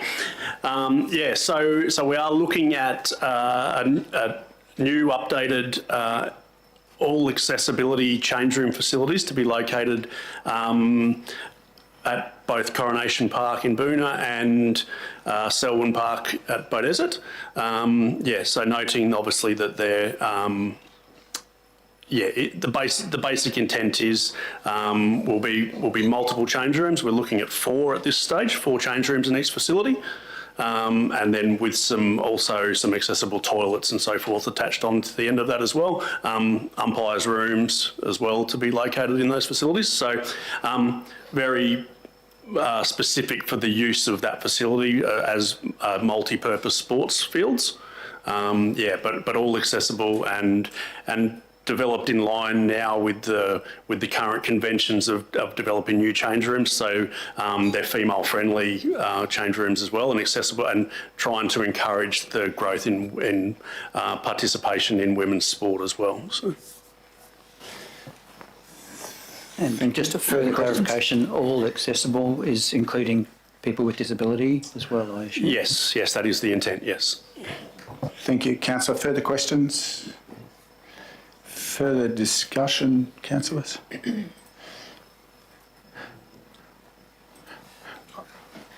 I will just add to the discussion, this livability fund is something that we should all be very appreciative of. It comes out as it's part of the city deal that Councillor Mayers has been working hard for over almost 10 years and certainly intensively for the last 8 years to get to the point of having funding allocations like this available, and the recent 40 million towards the restoration of our waterways is a testament to the value that we get from being part of the Council of Mayors councillors, and it's worth just acknowledging this morning, without getting to the specific detail, just in this package alone is more than 50 years of our subscription to Council of Mayors, so it's not a bad payback. When you add the participation in the other programs that we get, it's a real power-packed partnership there for a council like ours to get the benefit of being part of something bigger. But it's really exciting to have the flexibility in these guidelines, as Councillor Chalk's introduced. I think it's just great to be able to bring these opportunities to modernise in those two locations will be transformational, I'm sure. Any other discussion, councillors? Not Councillor Chalk, you wish to speak to your motion? Yeah, thank you, Mr. Mayor. As said, it's a fantastic opportunity for us to enhance these two locations. These projects were identified as a priority for council in the strategic review, and to so quickly be able to take up this opportunity to put these projects forwards. I'd like to congratulate the council staff for being ready to do this and take this opportunity, which will be, I think, widely appreciated from our communities in both these locations and right across the region, the work that's being done in this area. So I commend the motion and look forward to seeing this come to fruition. Thank you. Thank you, Councillor Chalk. Anyone wishing to speak against? Seeking leave to speak additionally? Councillor Enright. Thank you, Mayor. Certainly endorse Councillor Chalk's comments, and always also like to highlight that this is the outcome when you have a strategy in place. The time and effort that it has taken to produce an assessment of our sports facilities as well as other aspects of council's assets, and then have this strategy in place ready to provide opportunity when grant funding or avenues of additional funding are made available. I would also like to recognise the Australian and Queensland governments and the Council of Mayors for the opportunity that this will hopefully give our community, and on the back of additional sports lighting and things that we're doing across our region, the growth in sports for females has presented challenges, and this is very timely in responding to those challenges to provide the facilities necessary for the growth of female sports in our communities. Thank you. Councillor, anyone else seeking leave to speak additionally? If not, you wish to close, Councillor Chalk? Yes, thank you, Mayor. Just like to thank Michael for Councillor Enright for his comments. They're very appropriate for this item, and I agree with them 100%. So thank you. Put the motion. Those in favour? It's carried unanimously. Thank you, councillors. We move to item 11.12 on page 128 of today's agenda. It's 128 with the intervening cough. And I turn to Councillor Hay to introduce.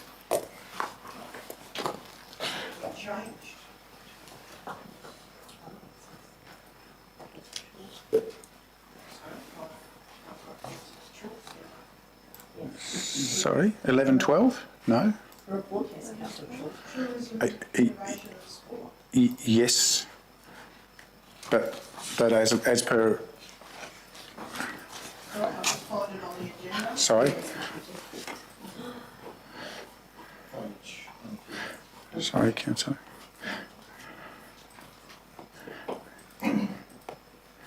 Okay, Councillor, I'm happy if you wish to defer it to the councillor.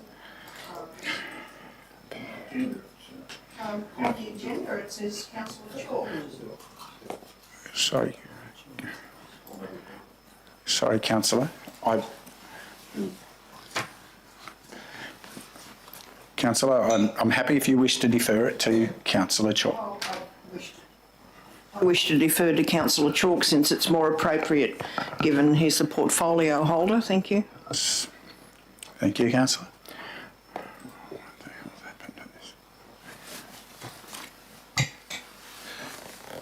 All right, no, yep, I'm happy to do it. So, as a portfolio councillor, yeah, I'm happy to take on this report and 11.12, Mine Infrastructure and Inclusive Facilities Fund, Department of Tourism, Innovation and Sport. I'll take the report as being read and I'll just move straight to the motion. The council retrospectively endorse the nominated project, upgrade sports field lighting, Long Road Sports Complex, Tamborine Mountain, for submission to the Mine Infrastructure and Inclusive Facilities Fund, administered by the Queensland Government Department of Tourism, Innovation and Sport.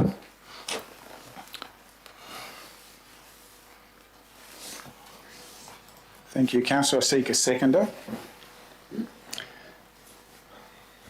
Councillor McConnell was first up.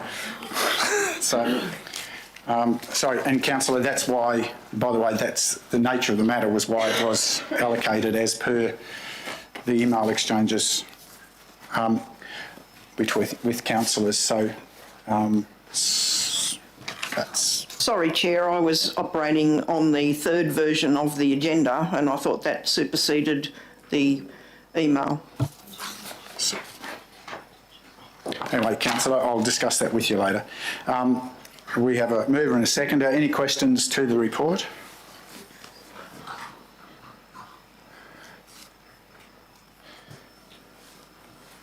Any discussion? Councillor McConnell? Yeah, through you to the CEO, to the GM, to the manager. Well, go through the CEO and he'll decide who's best to answer.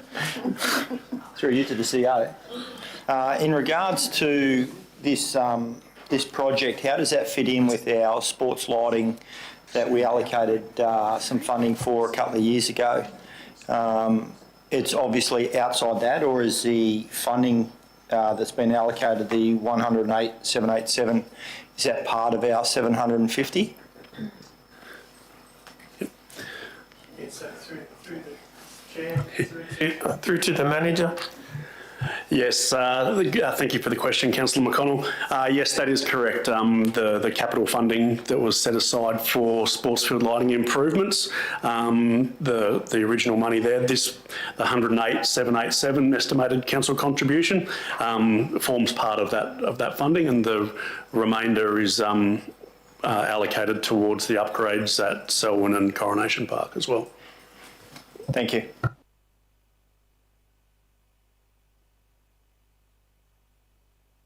Further questions, councillors?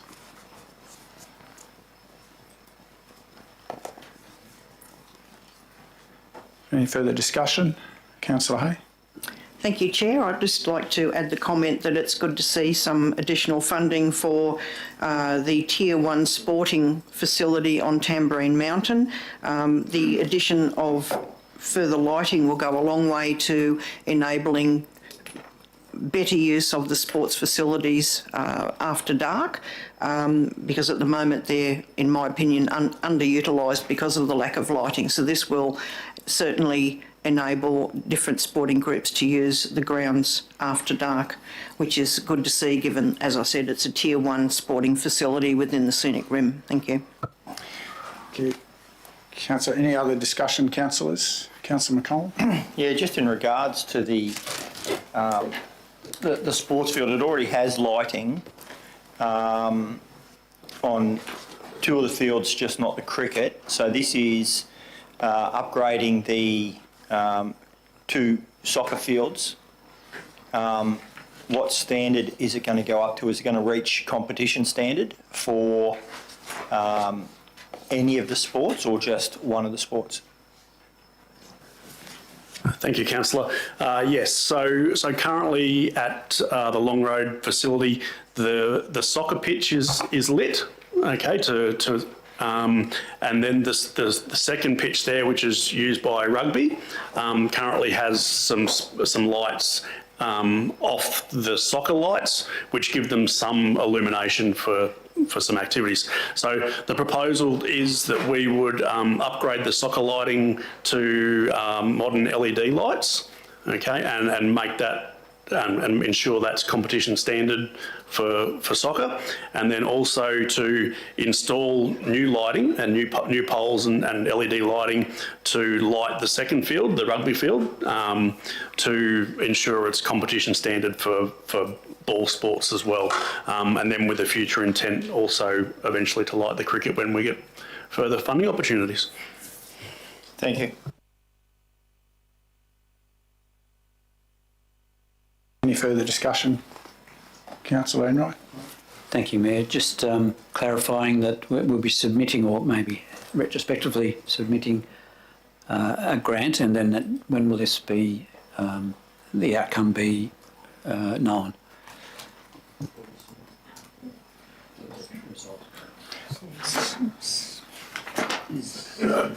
Through the chair, I can answer the question that Thank you, GM. Realistically, often we're given a very broad timetable.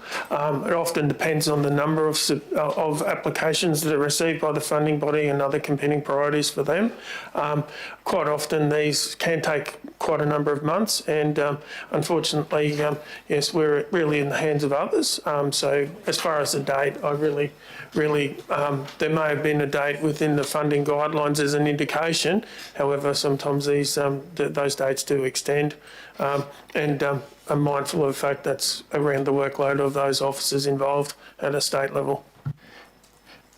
Thank you. Councillor, it may be helpful to reference the bottom of page 128. Whilst it doesn't give a specific date, it does clarify that submissions closed on the 16th of November, which is why it's retrospective, with works expected to commence March 24, which will be an interesting time, and completion by November 25 as the timeframe referenced in the report. Is that helpful? Further clarification, thank you. Apologies, councillors, I just had a little technical issue in the middle there with some assistance. So no further discussion. Wish to speak further to the motion, Councillor Chalk?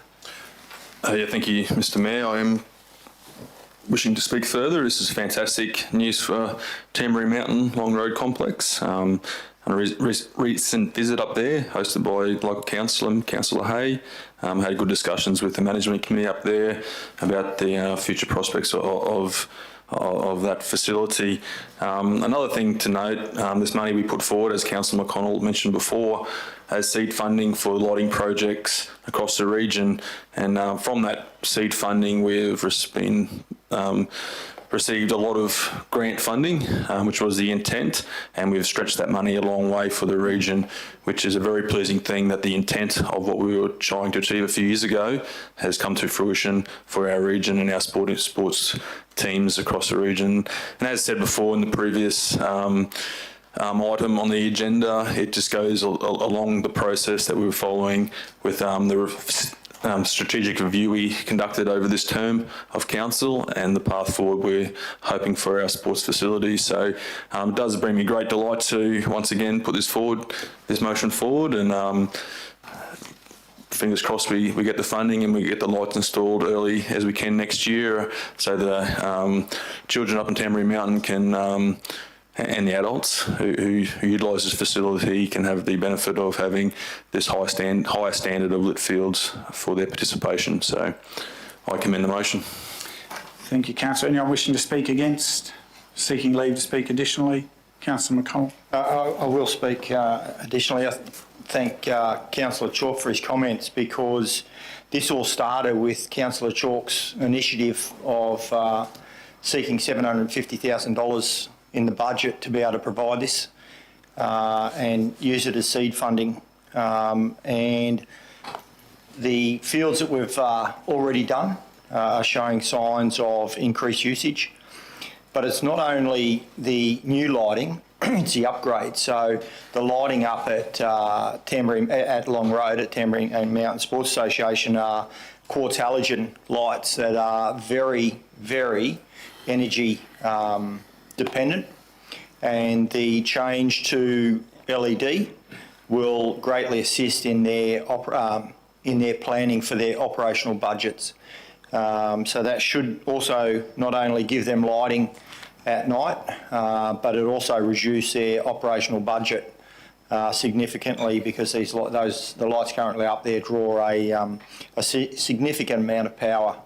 So commend the report and thank the council officers. Anyone else seeking leave to speak additionally? If not, we put the motion. Those in favour? Carried unanimously. Thank you, councillors. We move to item 1113, page 154 of today's report. Councillor Chalk.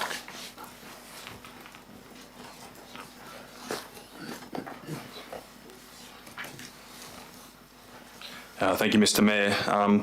Yes, as the divisional council this time for this item 1113, maintenance Burnham Memorial Park. I'm pleased to present this report. I take it as being read by the other councillors, and I'll move the motion first of all that council include the mowing and landscaping maintenance of Burnham Memorial Park within its current parks and landscape maintenance operations, and 2, council acknowledge the need for additional funds of $3,500 annually to undertake the mowing and landscaping maintenance of Burnham Memorial Park.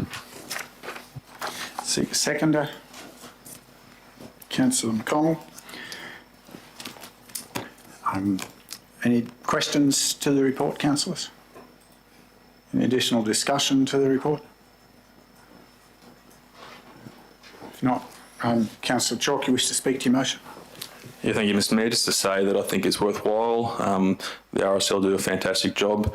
It's a very important thing happens in our region, and it grows every year on year. So I'm pleased the council officers brought this report forward, and they can help this organisation out in this way. I think it'll be appreciated by the community and the organisations that have been doing it over the last few years and maybe haven't got the ability to continue that, but it's something the council can take over as we do in other areas. And as I said, I think it's a very worthwhile area to be involved in, so I commend the motion. Thank you. Anyone wishing to speak against? Seeking leave to speak additionally? Put the motion. Yeah. Sorry, Councillor McConnell. Thank you, Mr. Mayor. I will speak on this one. I think the veterans from the Boona sub-branch RSL need to be congratulated for actually doing this for, I can't remember how long, well, there have been quite a few years taking on this duty to be able to maintain the mowing and landscaping of the memorial. And I think the council's receptiveness of taking it on, given the ageing population of our RSL sub-branches across the region, should be commended. As a proud veteran, I see the benefit in maintaining these memorials across the region, and bringing it onto the council's management will provide ongoing support to what's a worthy cause. So commend the motion. Thank you, Councillor. Anyone else seeking leave to speak? Not, we put you wish to close, Councillor Chalk. No, thank you, Mr. Mayor. Put the motion. Those in favour? Carried unanimously. Thank you, councillors. We move to item 1114 on page 158.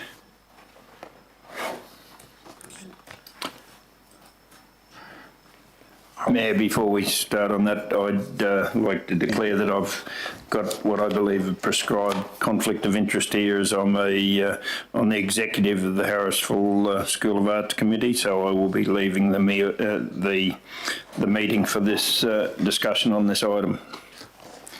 Thank you, councillor. I'll let you depart for that. So, sorry, Mr. Mayor, just to be clarified, he's only said he's leaving for the discussion.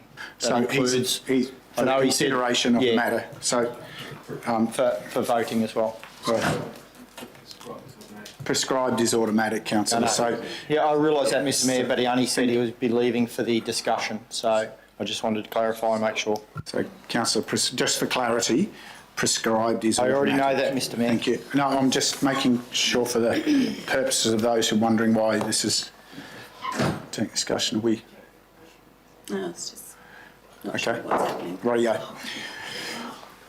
Okay, councillors, I'll presume that the report's been read, and as Councillor McGuinness's declaration, he would otherwise be the relevant councillor perhaps to talk about this from a divisional point of view.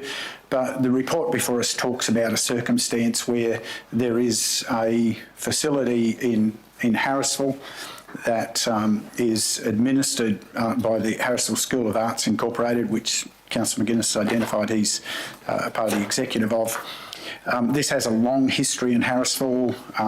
Way back in history, it appears to have served as a hospital and currently serves as a couple of accommodation units in town that's administered by the School of Arts Committee.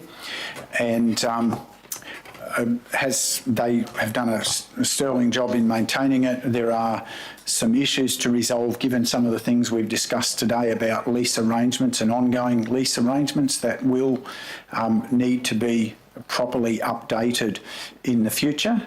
I have a motion to table that will deal in two parts. One with dealing with the interim lease arrangement, but also then to ensure that the suitable solution to the maintenance of the septic system is put in place.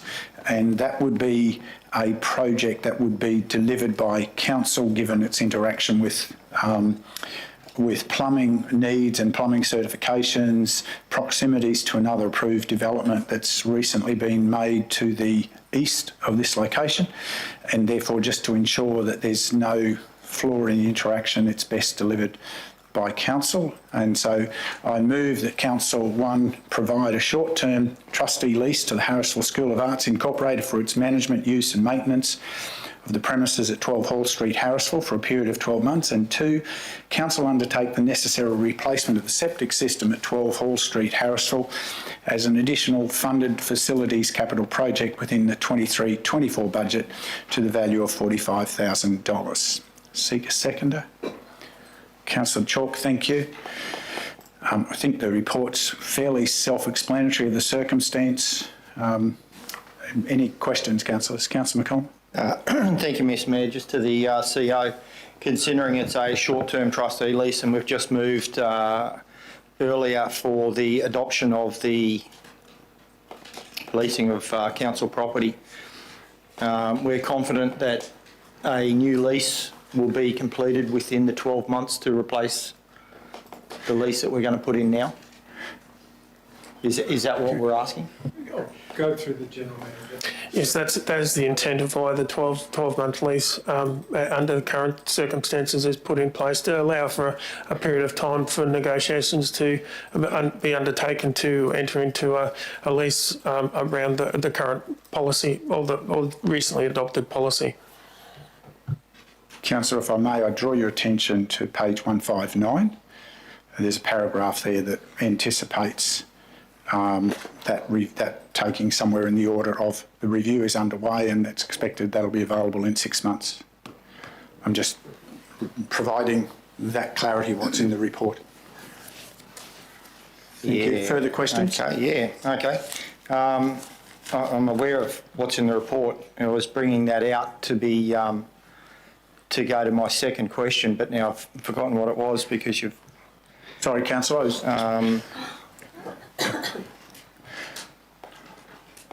Given the fact that we've just moved the motion before on our leasing of council property, will we be using that policy or the old policy? Or is this just a short-term, quick and dirty to get because there is no lease, to get something in place to be able to move on? And if so, Why would we not use the current policy that we've just moved? Thank you, Councillor McConnell. Yes, we will use the basis of the current policy for the short-term trustee lease. We're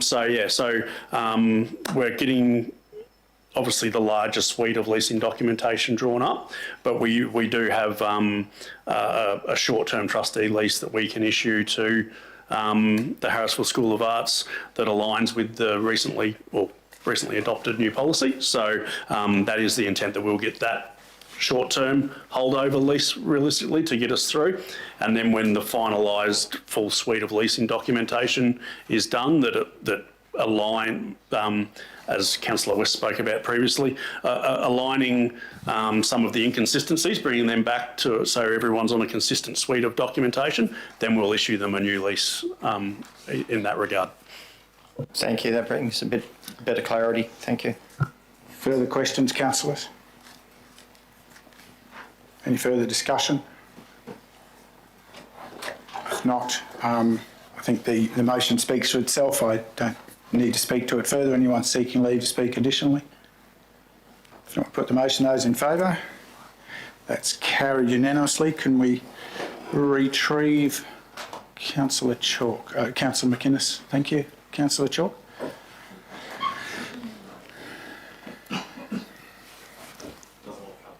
Okay.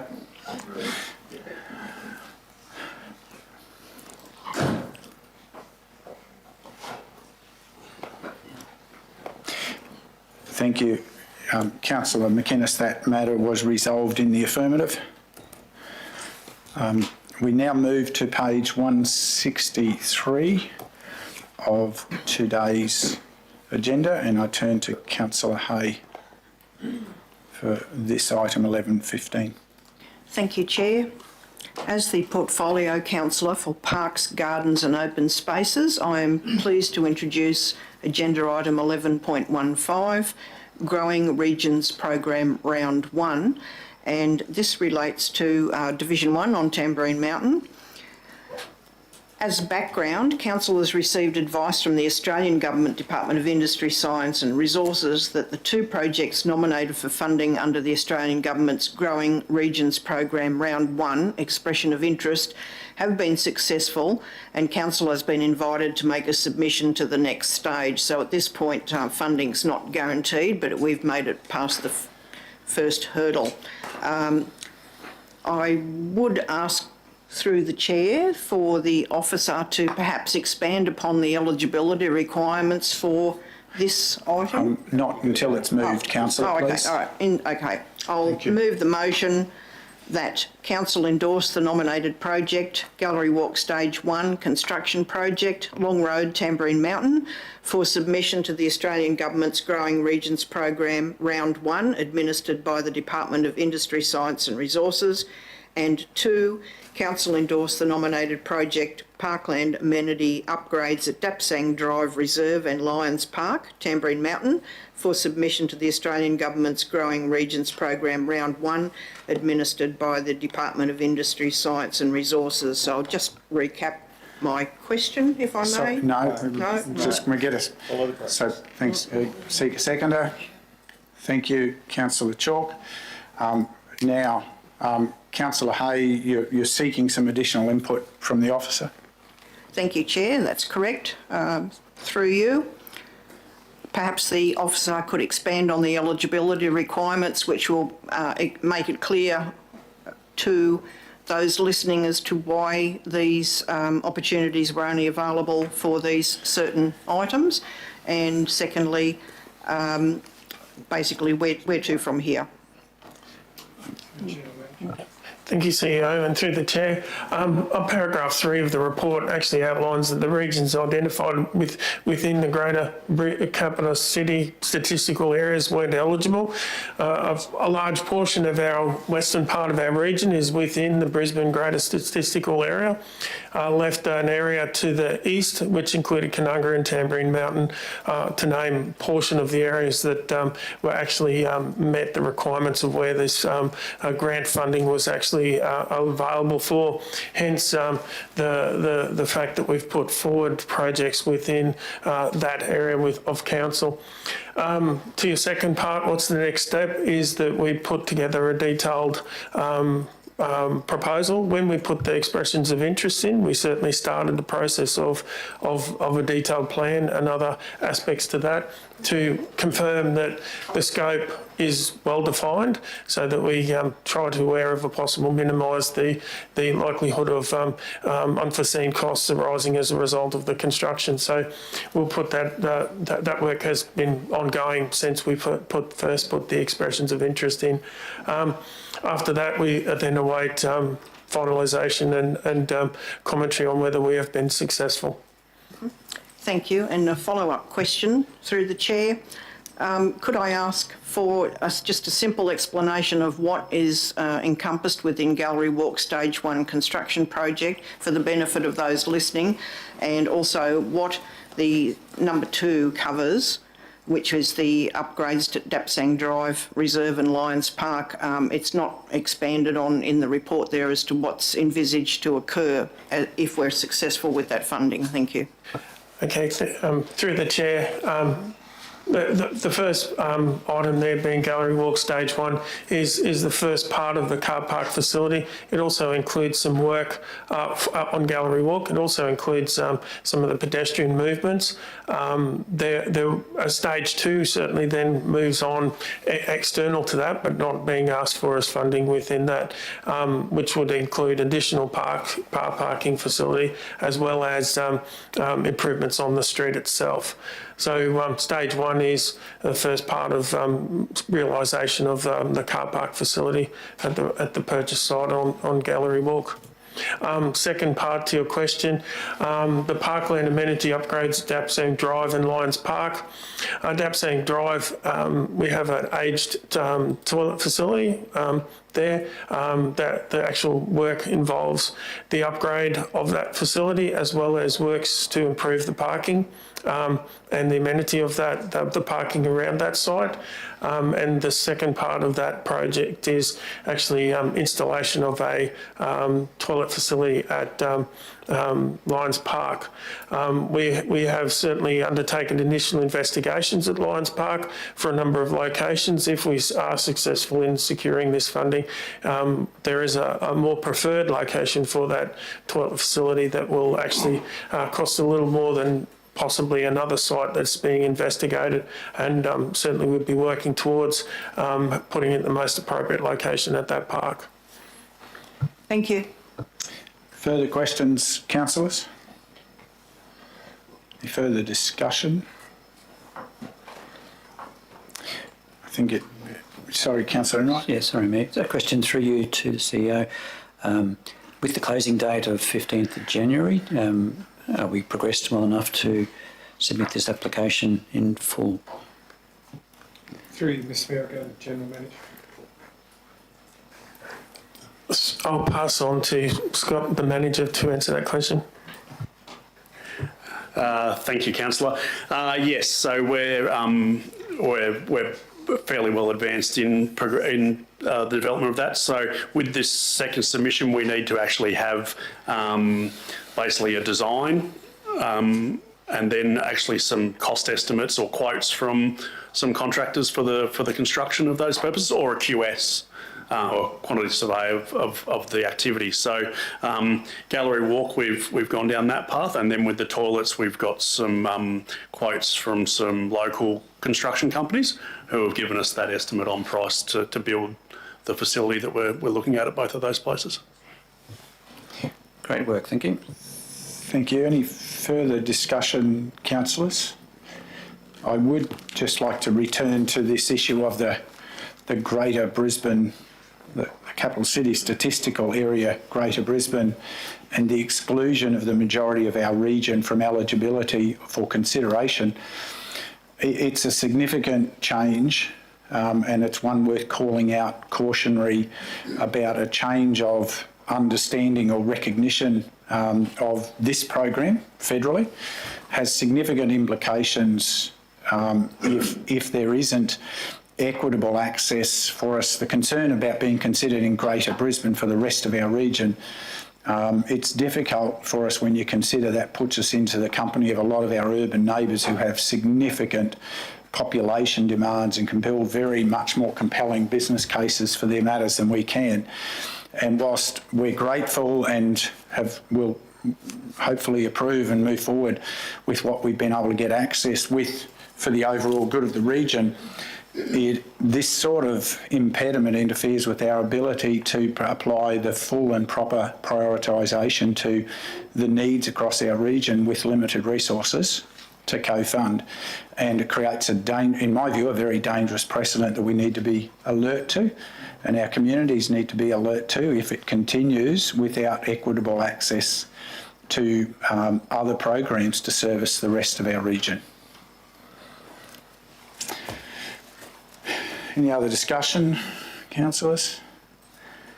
If not, councillor, you wish to speak to the motion? Thank you, Chair. Just in closing, I'd like to say that if we're successful in obtaining funding for both of these projects, they will both go a long way to improving the amenity and accessibility for these three sites, particularly for the Lions Park, which does not currently have a toilet facility. So that does deter families from visiting that facility, because in the event that any of the group requires toilet facilities, they then have to get in the car and drive and find some. So anything that improves amenity and accessibility for parks and open spaces and gardens on the mountain is certainly worth endorsing. Thank you. Thank you, councillor. Anyone wishing to speak against? Seeking leave to speak additionally? Put the motion. Those in favour? Carried unanimously. Thank you, councillors. We turn to item 11.16 on page 167 of today's agenda. And I'll move forward to, and thank you for your support with today's matters. Councillors, we move forward to the consideration of the monthly financial report for November 23. I take the report as read, and I'll open by moving that Council receive the unaudited financial statements for the period ended 30th November 2023 for the financial year 23 to 2024. Seek a seconder. Thank you, Councillor Enright. Councillors, there's probably other comments that you'd like to get from the relevant, the CEO or the relevant GM, but it's worth highlighting that, you know, our operating revenue in the summary does show as being higher than forecast, and that's driven principally by some really encouraging activations. It's on page 171 of the report, for those who are wondering. Because what it highlights as you look into it, it's actually things like increased plumbing certification, additional revenue from Mugra Caravan Park, additional development assessment income above what was forecast. Those are all good indicators of health in our economy, health in construction, health in interest in further construction, and health in visitation to our region, all things that are important to the sustainable economic performance. Worth noting that in expenditure is a bit lower than budget, but when I look through that, we still struggle with that challenge of staff vacancies in some areas, which everybody is battling with. And I'm pleased that there are some moves federally to try to think about how to change availability, but it's still a challenge for the skilled workforce that we need. And some of the difficulties of the timing and allocations to capital projects and some reductions in materials and services have largely contributed to that, that difference, which puts us with that 2.26 surplus at this point in the cycle, noting that we have a range of other things still to come our way. And also noting that we've got a lot of funding that we've now had approval of that's carried forward into our accounts that has a long time now to execute the projects against it. So that we'll need to show forth in the phasing over future times to get that balance right. But councillors, over to you for further questions. I'm sure the GMs are itching to provide additional information. Councillor Hay. Thank you. Through the chair, is it possible to identify how many staff vacancies we have at present?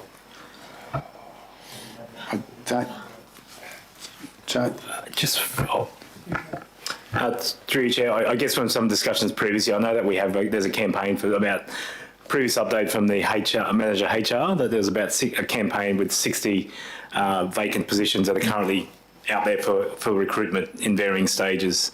That's not the total number of vacancies, but taking the question on notice, but I guess that's as a starting point, there's 60 positions that are currently in varying forms of recruitment. Thank you. Further questions, councillors? Councillor Hay. Through the chair, page 172, the second bottom graph, could I just ask for a brief explanation of what the aqua blue column is for November under capital expenditure, please? It's actual and commitments. Mm-hmm. Yeah. Thank you for the question. And through your chair, that aqua blue column is just a committed cost, which is a good indication. I'm glad that was sort of raised because obviously in the full year estimates of where we are with the capital works program of about 120 million, that aqua blue column actually indicates that there's $60 million in committed costs by way of purchase orders that are already out there that have been placed with suppliers or services of varying kinds for that capital program. So, this is a November report, 5/12 of the financial year's elapsed, and we've got, at least $60 million in orders, as well as on top of the 20 plus million that's already spent for that period. Just before, were you going to go on again, Councillor? I was just going to say thank you, but I have one further question. Can I just ask a supplementary before you do? To that, you've talked about those purchase orders. It's worth clarifying those orders won't necessarily, they may have a long lead time for the completion of that 60 million of works? That's correct, Mr. Mayor. And this is, the purchase orders are our council's commitment, and obviously the delivery of those may take time. A prime example being motor vehicles.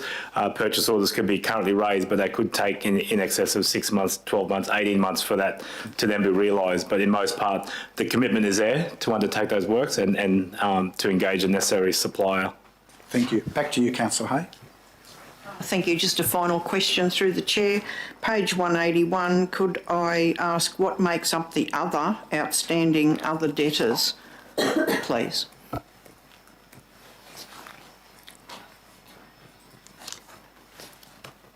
That's anything from our fees and our normal accounts receivable debtors, so minor sundry debtors.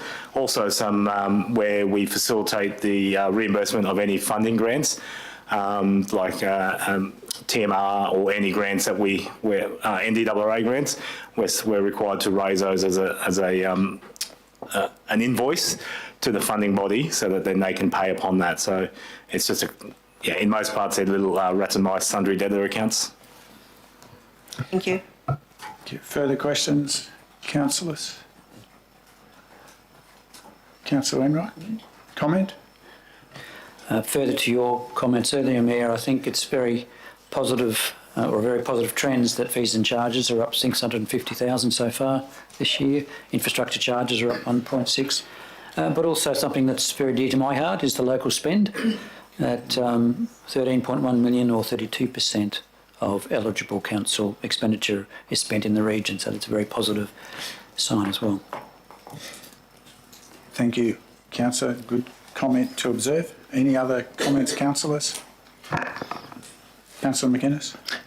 Yes, Mayor, and following on from Councillor Hayes' question regarding the commitments we've got, ask the GM, is it possible to have those commitments? I know it's speculative, but when they will be spent, rather than, and you look at it, and your comments right, there could be vehicles on back order, but is a big majority of that going to be spent in the next 2 months? And if that was the case, if 90%, I'm being speculative, I concede that. If it was going to be spent in the next 2 months, it means our capital spend would be over where we'd budgeted for.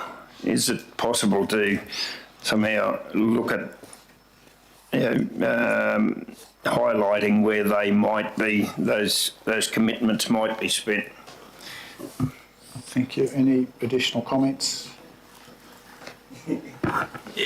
It's a bit, I guess in most parts. Want me to do a program for you? Can you draw a diagram?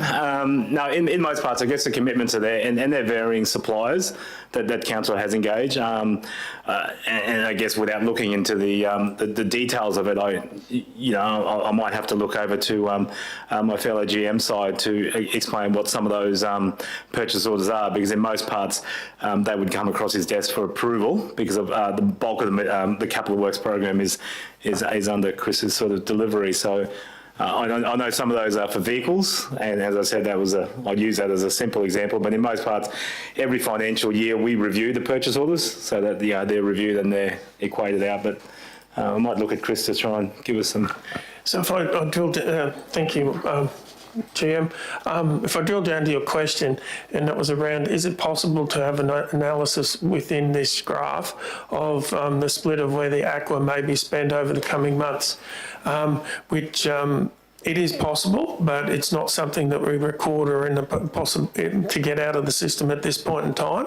That would take additional time by those that actually put the orders in the system to actually identify a likely spend, as we do to get the green lines within the budget as it stands now. So we program out, or the officers program out within each project line what the anticipated spend against each project is. And that is what the green with actual spend line from a budget point of view. If we were to, I'm not going to say it's not impossible, it's just not possible with the data that's collected at this point in time.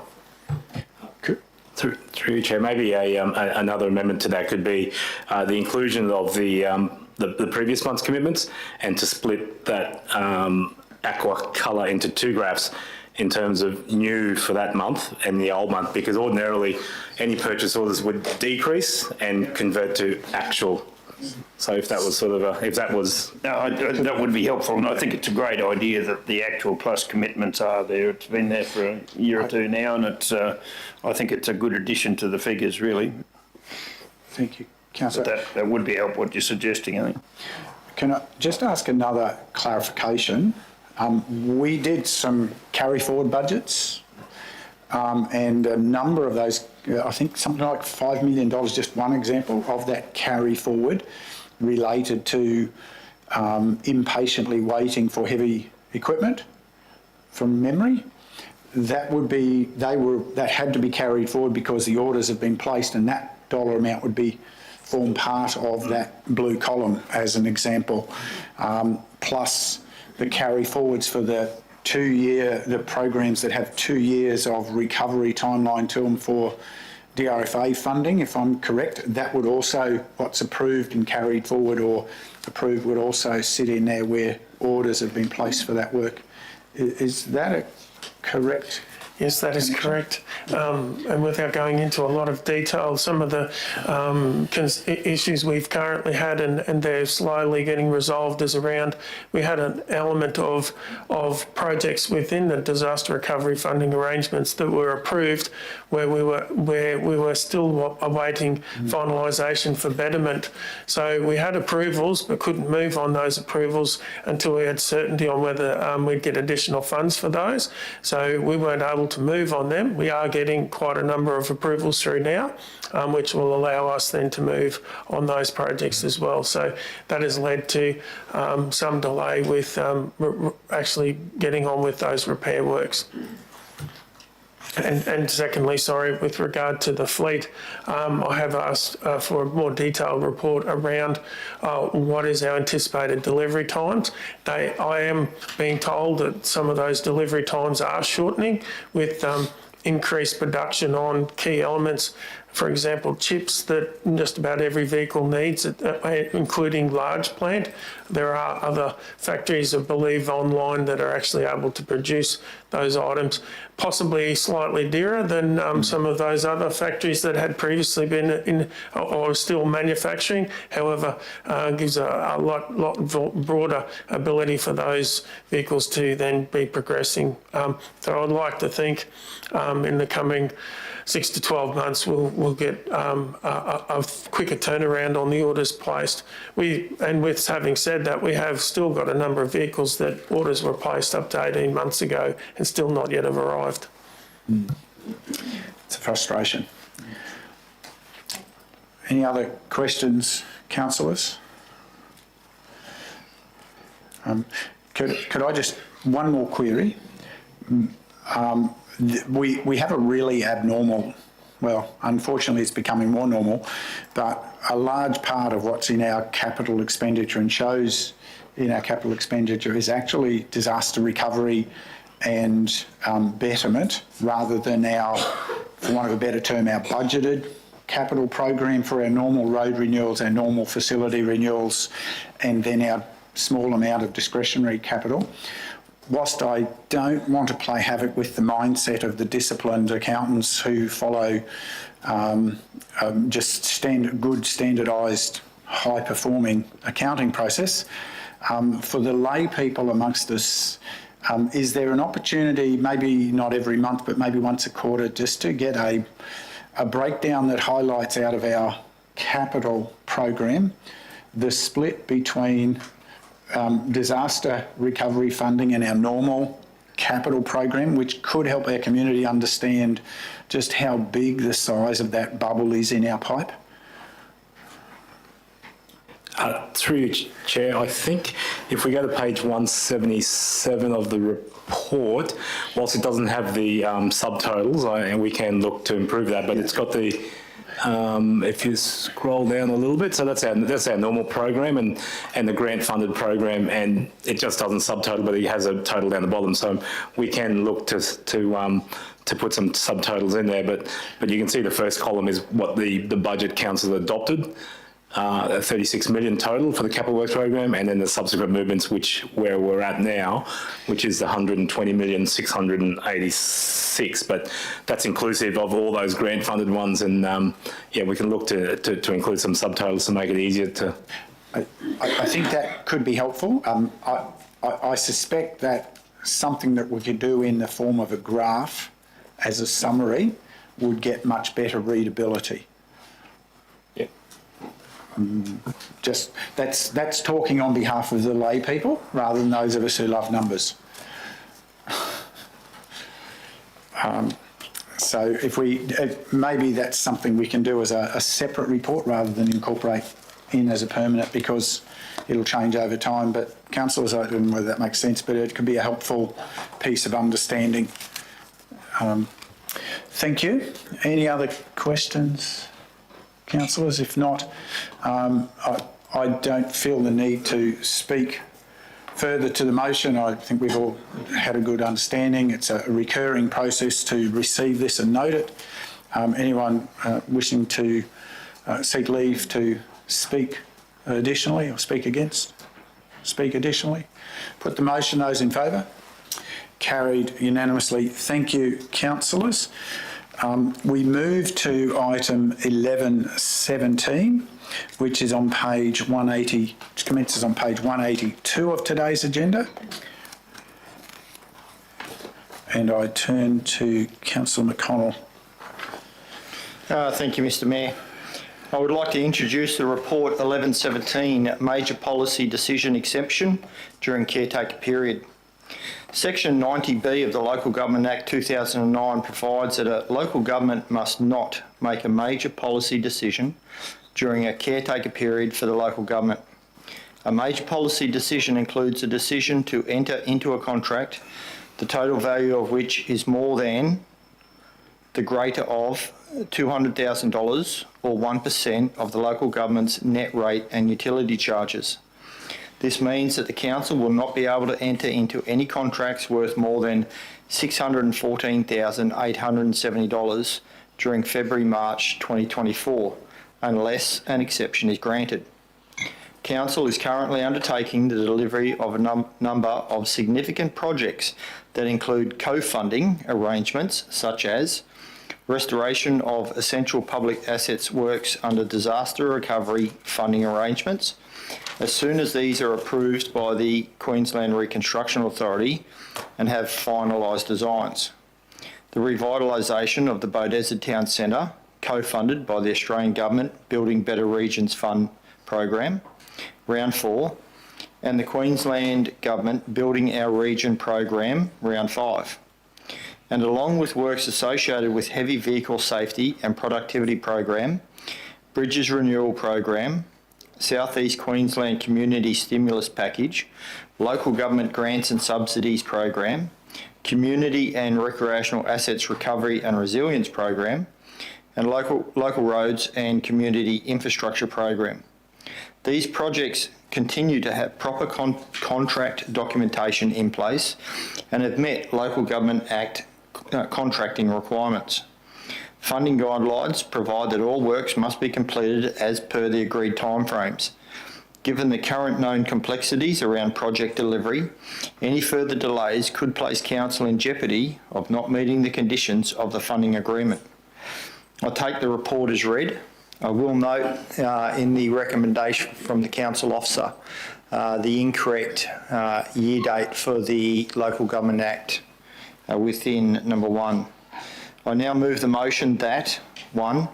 Council confirm it considers that exceptional circumstances apply under Section 90B of the Local Government Act 2009 in respect of contracts the Council is likely to need to enter during the 2024 local government election caretaker period in order to complete projects that have co-funding arrangements in place.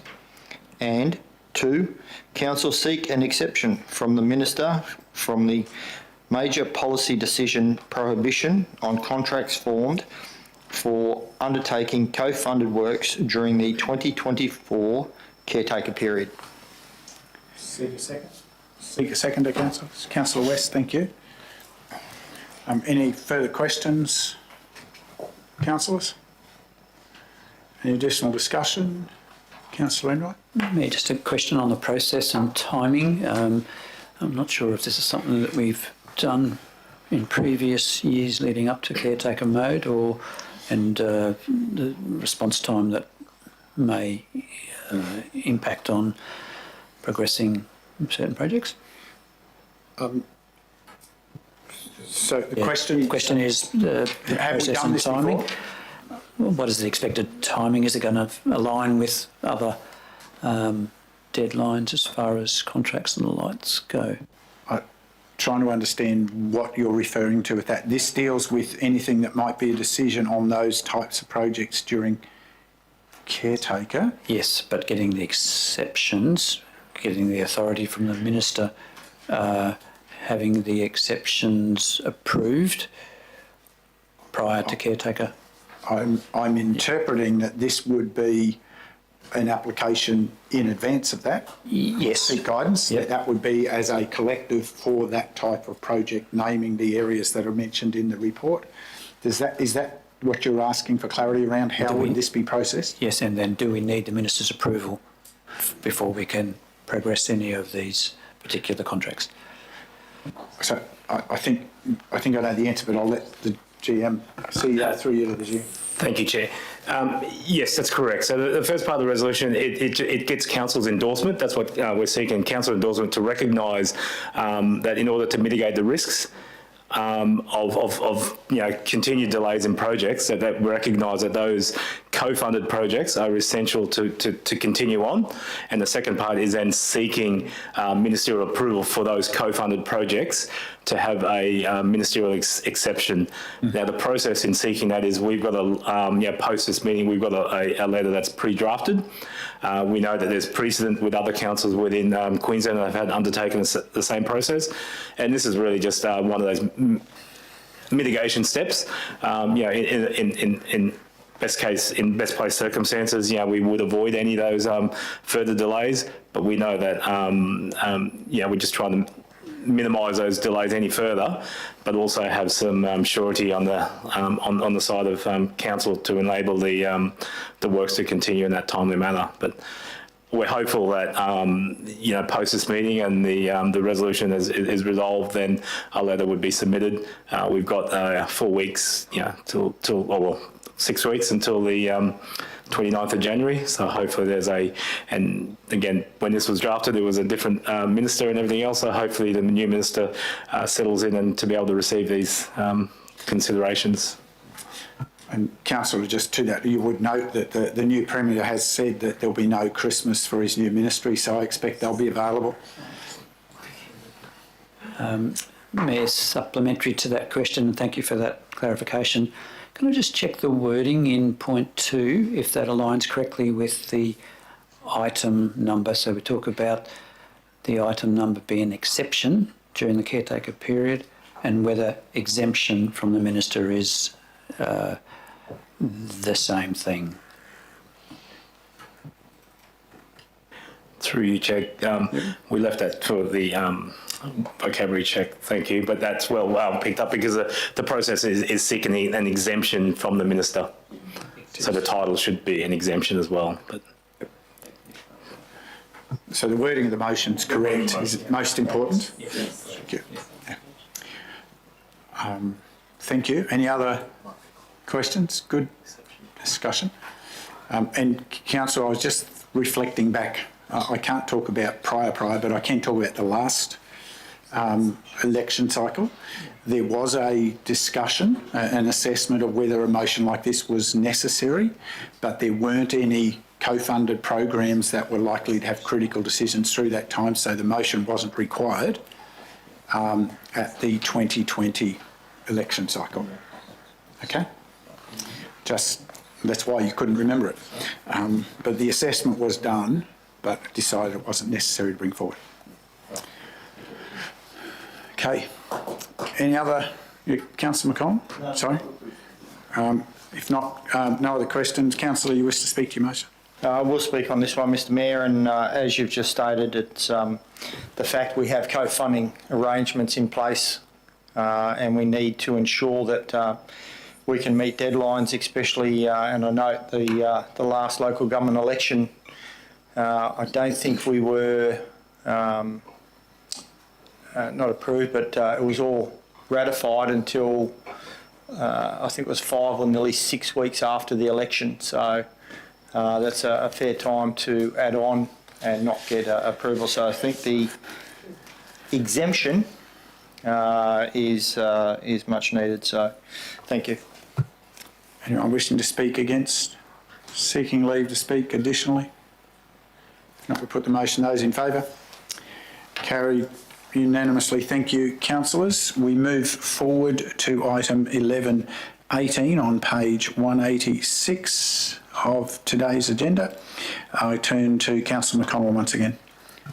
Thank you, Mr Mayor. I'd like to introduce the report 11.18, Policy Recession, Scenic Rim 1 Million Trees Program, Free Trees Property Owners, Bonding of Works and Workplace Equity and Justice.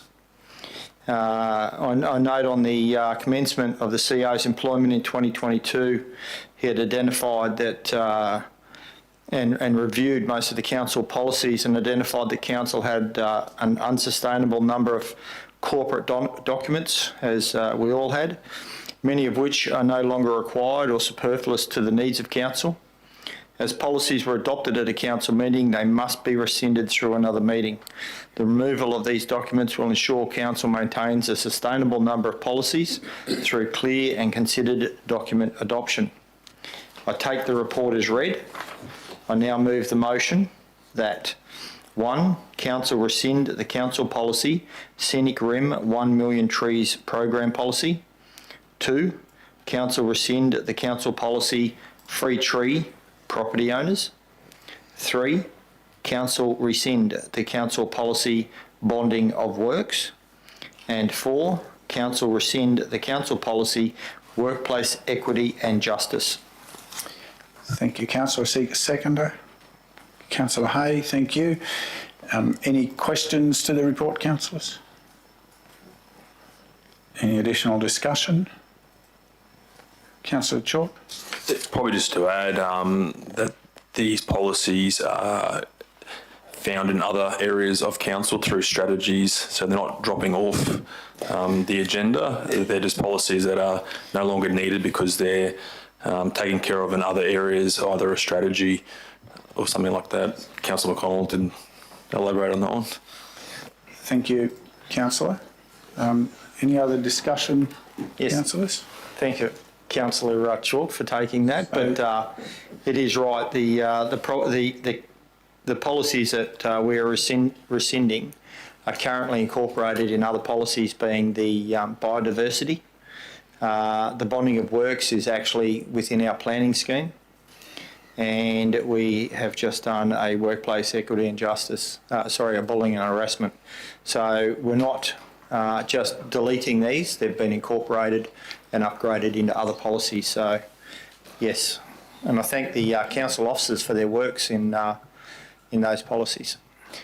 Thank you, councillor. Any other discussion? If not, you wish to speak to your motion, councillor? I think it's fairly self-explanatory on this one, and it's good that we're actually rescinding a few of these policies off the program.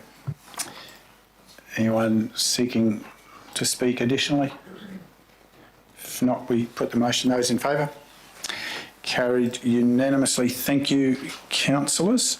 We move to item 1119 on page 204. And we joined again. Thank you for coming back. Councillors, this item deals with some part of this policy review project, and particularly looking at the investment attraction incentives program, council policy and corporate procedures, and goes through a number of changes. And councillors, just for context, this document very much lives in the context of our regional prosperity strategy. This is a vital document that talks about the roadmap for how we ensure a strong economy for our region. And the investment attraction incentives program is a key part of that. It's been through this review process. There's a number of the documents there to track changes, and it's really encouraging to consider that, but to recognise that as part of our ongoing commitment.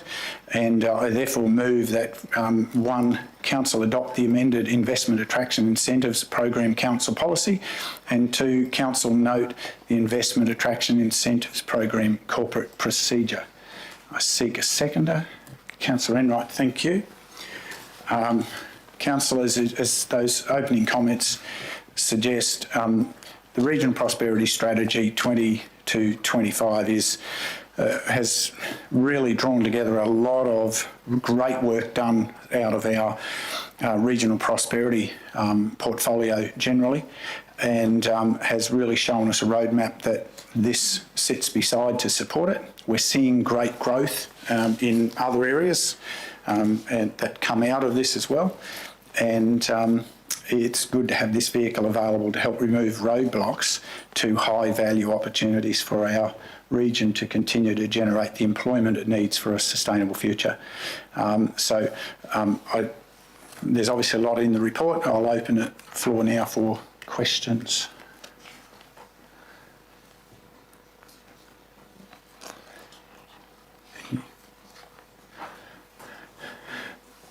Further discussion? Councillor McConnell. Yeah, thank you, Mr. Mayor. And I think you're right in the importance that we need to place on the Prosperity Strategy 2020-2025.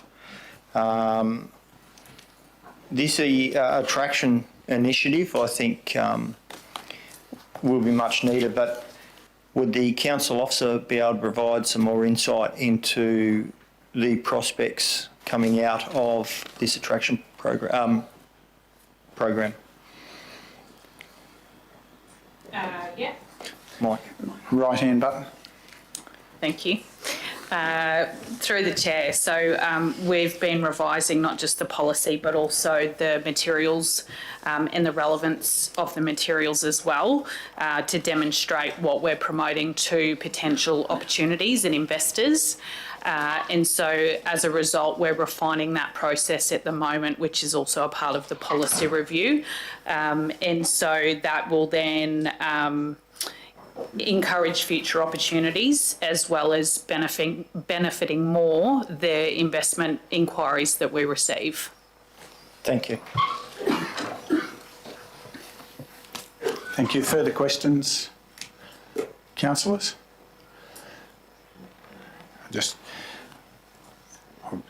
wait for a moment because Councillor Chalks just had to leave the room momentarily. Perhaps some more discussion. Councillors, it's worth reflecting that part of the reason we're a small council, we don't have the flexibility of some of our bigger neighbours to throw big dollars at people to attract it. So what our solution has been is being much more around a model of concierge approach. Really good early engagement with potential investors, really good removal of roadblocks that makes it smoother for them to have confidence to proceed with an investment. But also the package before us today gives the opportunity not to throw cash at them, but to delay some of the costs that they would otherwise incur so that they're able to keep cash in the business whilst they're in startup mode. Which is often the most critical thing for many of the businesses that we've spoken to, that having that cash through the startup years and the ability to then pay forward when they're prospering is a much better outcome. Sorry, that was a... Now, Councillor Chalks will be able to rejoin us. Councillors, any other discussion or questions on this? Councillor Hay? Thank you, Chair. Just a quick question through you. Page... where is it? 231. The second dot point from the top, be contestable considering other locations. Could I just ask for an explanation of what that means, please? Thank you.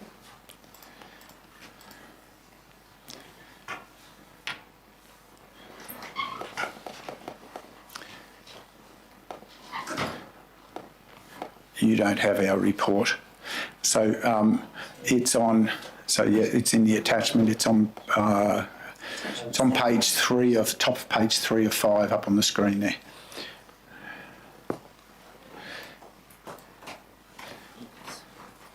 In the procedure. So, Acting GM, would you? yep. So what it's saying is that the proposal would be contestable when we look at other locations, so that we would want to attract that development to our area, and there's other locations that they could go to. So we want to go in and be able to contest on that. CEO? Through Mr Mayor, contestable locations relates to Footloose Industries. Footloose Industries either compete within the state or compete within the national context or compete overseas as well. Different organisations will put up different incentives to try and make their areas contestable. That may be in the form of infrastructure, it can be in the form of rate holidays. All those different things come together. So it's about being contestable. Are we contestable? Is Queensland contestable against South Australia? Most of the time it is. Given it's got good infrastructure, a labour force, etc. going through there. So that's really where the contestability comes in. Thank you. Any further questions? Sorry.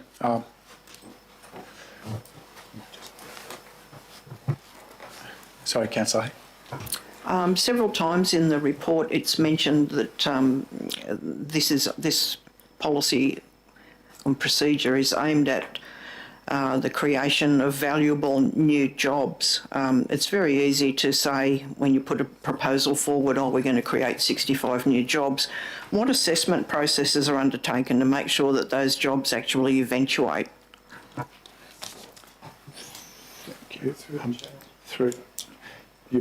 just got your microphone on, that's all. Thank you. So that would be a part of the application process. We also use a tool called ID Profile that does economic impact modelling that totals the amount of investment as well as job creation, both direct and indirect. So we would complete that assessment model internally as well. So just for clarity, that would be at the initial assessment phase. I'm talking more about as once it's been granted, what assessment is done that they've actually achieved what they set out to achieve jobs-wise, further down the track. If I may, through you, Mr Mayor, I'm going back to my old economic development days. First things first, you work out the number of effective full-time jobs that are there. You apply a multiplier to that. The multiplier will depend, and that's for your indirect jobs. That can go from 0.25. If it's in a more remote area, it might go up to 0.75. So there's the argument put forward about the creation of direct jobs and the creation of indirect jobs. In times previous to this, you would go in, if a business received some sort of incentive, you would go in and check their payroll tax to see how many people have been employed over what period of time as well. With privacy and everything like that, that isn't done a lot nowadays. So usually you would come to an agreement, a signed agreement that would be non-binding, where both parties would undertake best endeavours to accumulate as many jobs as they can within that period of time. It's also why a lot of governments do not fund the actual positions themselves, they fund the infrastructure. So if the business doesn't do well, the infrastructure remains there for another business to come on and take control of and develop the site, and the process starts again. I'm sorry if there's anything else there. Thank you. And also within the procedure that's attached, it talks about project management. So once the project's been accepted, the proponents will be required to report against various milestones and demonstrate evidence of job creation, and all projects will be managed and audited on an ongoing basis for the term of the contract to ensure they meet the terms of the agreement and deliver the intended economic benefits. So that's closing out the loop in regard to application approval and ensuring it's completed as agreed. Thank you. Councillor Hay? Thank you. I've got one further question. I'm just going to find where I wrote it. If you could bear with me for a moment, please. While you find that, Councillor, it may be helpful, just as a piece of discussion, to reflect. There was a prior, way back when, there was a program of incentive that did struggle around the validation of the jobs creation, because it was very much linked, which became problematic, and that iteration was closed down in, I'm going to say 2017, something like that. We closed that down and then sought to bring something forward as part of this new program. But also to the comments from the CEO, one of those glaring examples, which wasn't a council program, but the SCT facility, which I know occasionally pops up in some people's commentary, is a great example where council, I think in 14-15, facilitated access to some grants to support bringing that facility into the region. It was always intended as an opportunity that facilitated growth in freight and logistics in the region. It's generated somewhere between 50 and 60 jobs, which is what it was always intended to. And it's become a cornerstone of really strong economic performance and attraction that we can now build on into the future with the Bromwellton precinct. But apart from the jobs it's generated on site, to the CEO's comment, there's a whole range of service and support jobs that have grown in Bow Desert and Boonah that provide additional services to that facility and generate new jobs in the region out of that. So that's where you get that multiplier rather than just on the site. But you find your question, Councillor? Yes, I've answered my own question with further reading. Thank you. It was about discretionary support. Okay, thank you. Thank you, Councillor. Sorry, I ad-libbed there while you could find your question. Any other questions, Councillor? Any other discussion? If not, I'll speak to the motion. Councillors, this is a really important tool. It's what it is. It's a tool as part of ensuring that our regional prosperity strategy continues to bear the fruit our region richly deserves. It's not going to be valid for everybody, but having it available allows us to have really mature conversations with potential investors to bring the real transformational employment growth that we need and the investment that will continue to deliver the richness we desire in this region. I commend the motion to you and ask for your support. Anyone wishing to speak against? Anyone seeking leave to speak additionally?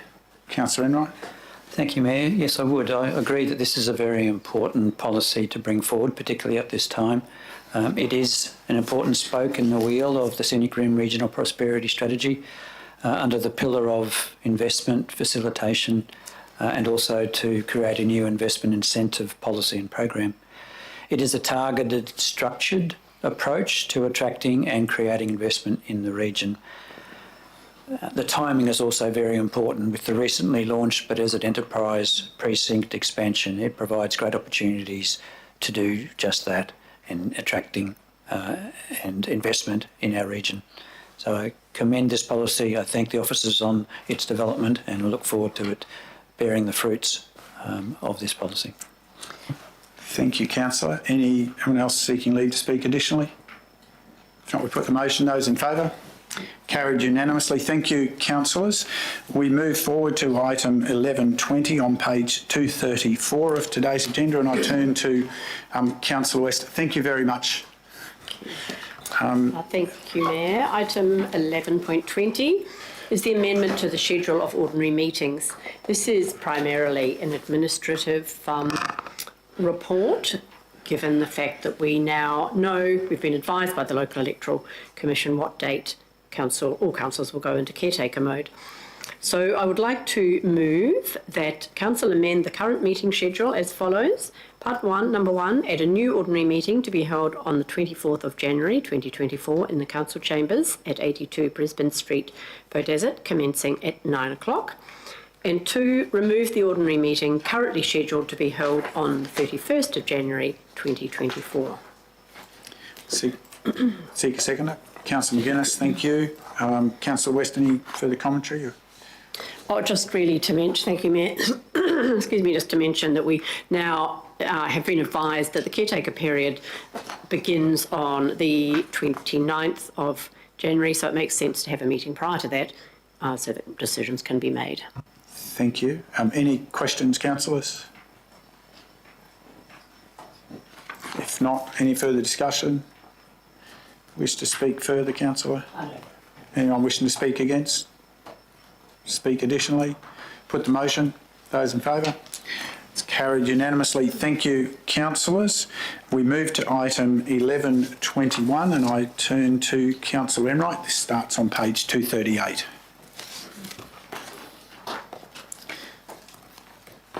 Thank you, Mayor. I would like to introduce the report, item 1121, Policy Review Project, Fraud and Corruption Management, complaints about the public official and contact with lobbyists, developers and submitters. This is another series of reviews of our current policies with necessary updates as required. I will take the report as read and move that 1. Council adopt the Fraud and Corruption Management Council Policy. Number 2, Council note the Fraud and Corruption Management Corporate Procedure. And 3, Council adopt the Contact with Lobbyists, Developers and Submitters Council Policy. And 4, Council adopt the Complaints about the Public Official, in brackets Chief Executive Officer, Section 48A of the Crime and Conduct Act 2001. Sorry, Councillor, Crime and Corruption. Crime and Corruption Act, beg your pardon, 2001, Council Policy. Thank you. Councillor, I seek a seconder. Thank you, Councillor West. Any questions to this report, councillors? Any additional discussion? Councillor Enright? Mayor, I would just like to highlight a possible misalignment in the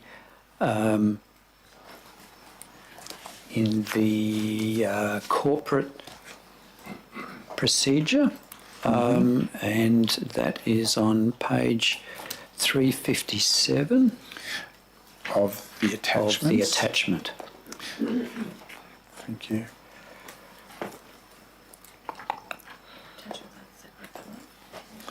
Attachments are separate. Yeah, it's a rather huge one.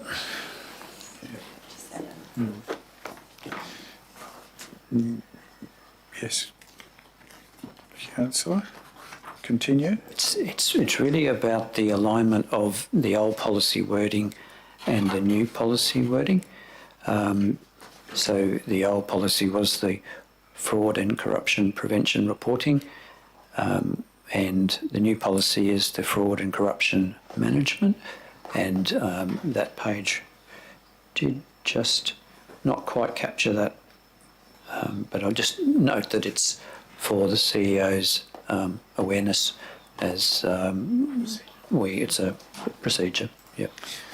Okay. Thank you, Councillor. We note that for further discussion. Thank you. Anything else?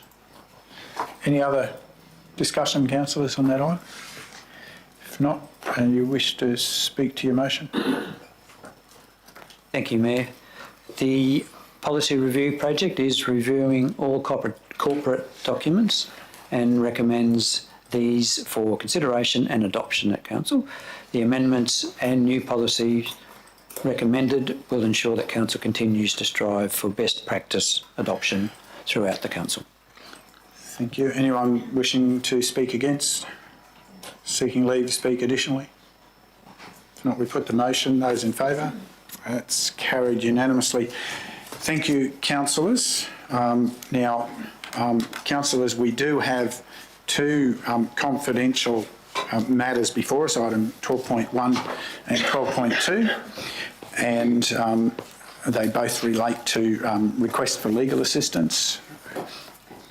And councillors, I therefore move that we move into closed session, resolve into closed session in accordance with Council's meetings and other forums procedure relating to closed council meetings and the provisions of section 254J3 of the Local Government Regulation 2009, I believe that should... No. Regulations 2012. No, Regulations 2012, the Acts 2009, to discuss confidential items relating to E, legal advice obtained by the local government or legal proceedings involving the local government, including, for example, legal proceedings that may be taken by or against the local government, and F, matters that may directly affect the health and safety of an individual or a group of individuals.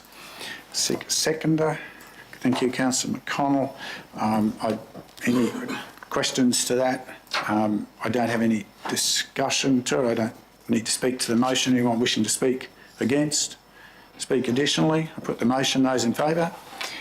Thank you, councillors. At 12:27, we move into closed session, and as is our attempted custom, we will, before we recommence in confidential, we will have a lunch break, and then depending on our deliberations, I'll aim that we return on the quarter hour, whichever quarter hour that is, depending on our deliberations. Thank you to those who've joined us today in the gallery and the digital gallery, and for now we bid you good day. We will return into open after our deliberations. Thank you.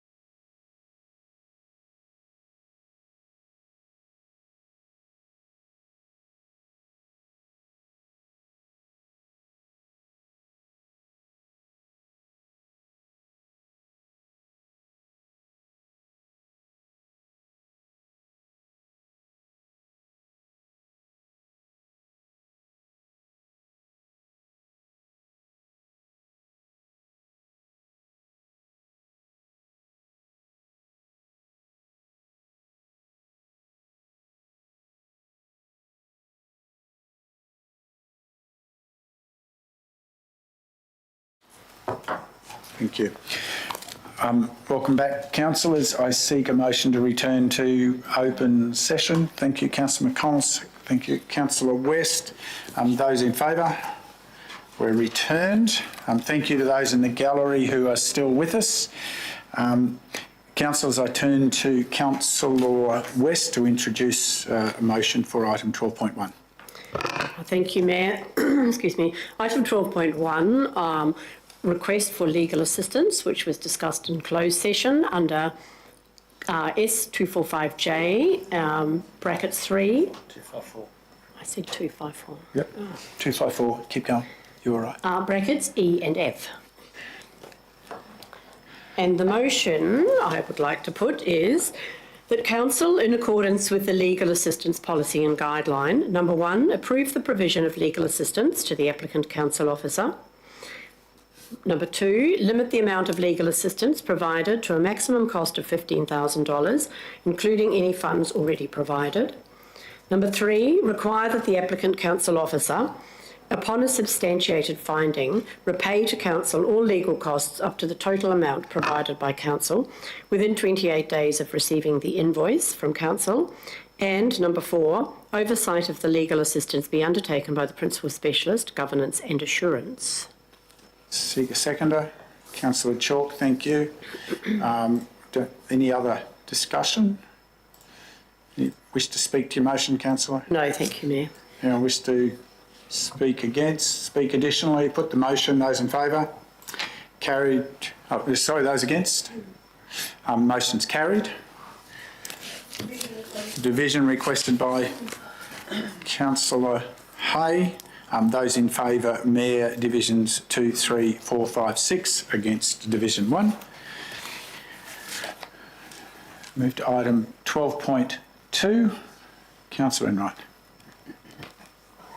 Thank you, Mayor. I would like to introduce the report for item 12.2, late item request for legal assistance, closed under section 254J, 3E and F. I take the report as read and now move the motion that Council, in accordance with the Legal Assistance Policy and Guideline, 1, approve the provision of legal assistance to the applicant council officer. 2, limit the amount of legal assistance provided to a maximum cost of $15,000, including any funds already provided. 3, require that the applicant council officer, upon a substantiated finding, repay to council all legal costs up to the total amount provided by council within 28 days of receiving the invoice from council. 4, require the applicant council officer to notify the Principal Specialist, Governance and Assurance of the law firm or lawyer that has been engaged to provide legal representation prior to the provision of funds. And 5, oversight of the legal assistance be undertaken by the Principal Specialist, Governance and Assurance. Thank you, Councillor. I seek a seconder. Councillor McInnes, thank you. Any further questions? Any further discussion? Just to speak to your motion, Councillor. I think there's anyone seeking leave to speak against? To speak additionally? Put the motion. Those in favour? Those against? The motion's carried. Division requested by Councillor Hay. Those in favour, Mayor, Divisions 2, 3, 4, 5 and 6, against Division 1. Councillors, that brings us to the close of business for today's meeting. Thank you for your attendance and participation. Thank you to those who are still with us in the digital gallery, as most of the physical gallery have departed. Thank you to the officers who've supported us through deliberations. And councillors, this is the last meeting for the year. I would close by wishing our community a blessed and safe Christmas, and also to councillors to travel safe, be safe and enjoy some restful time. and enjoy time with family if that is possible. And we'll come back together in the new year to continue facing the challenges and excitements of our region. And with that, I'll close the meeting at 1:50.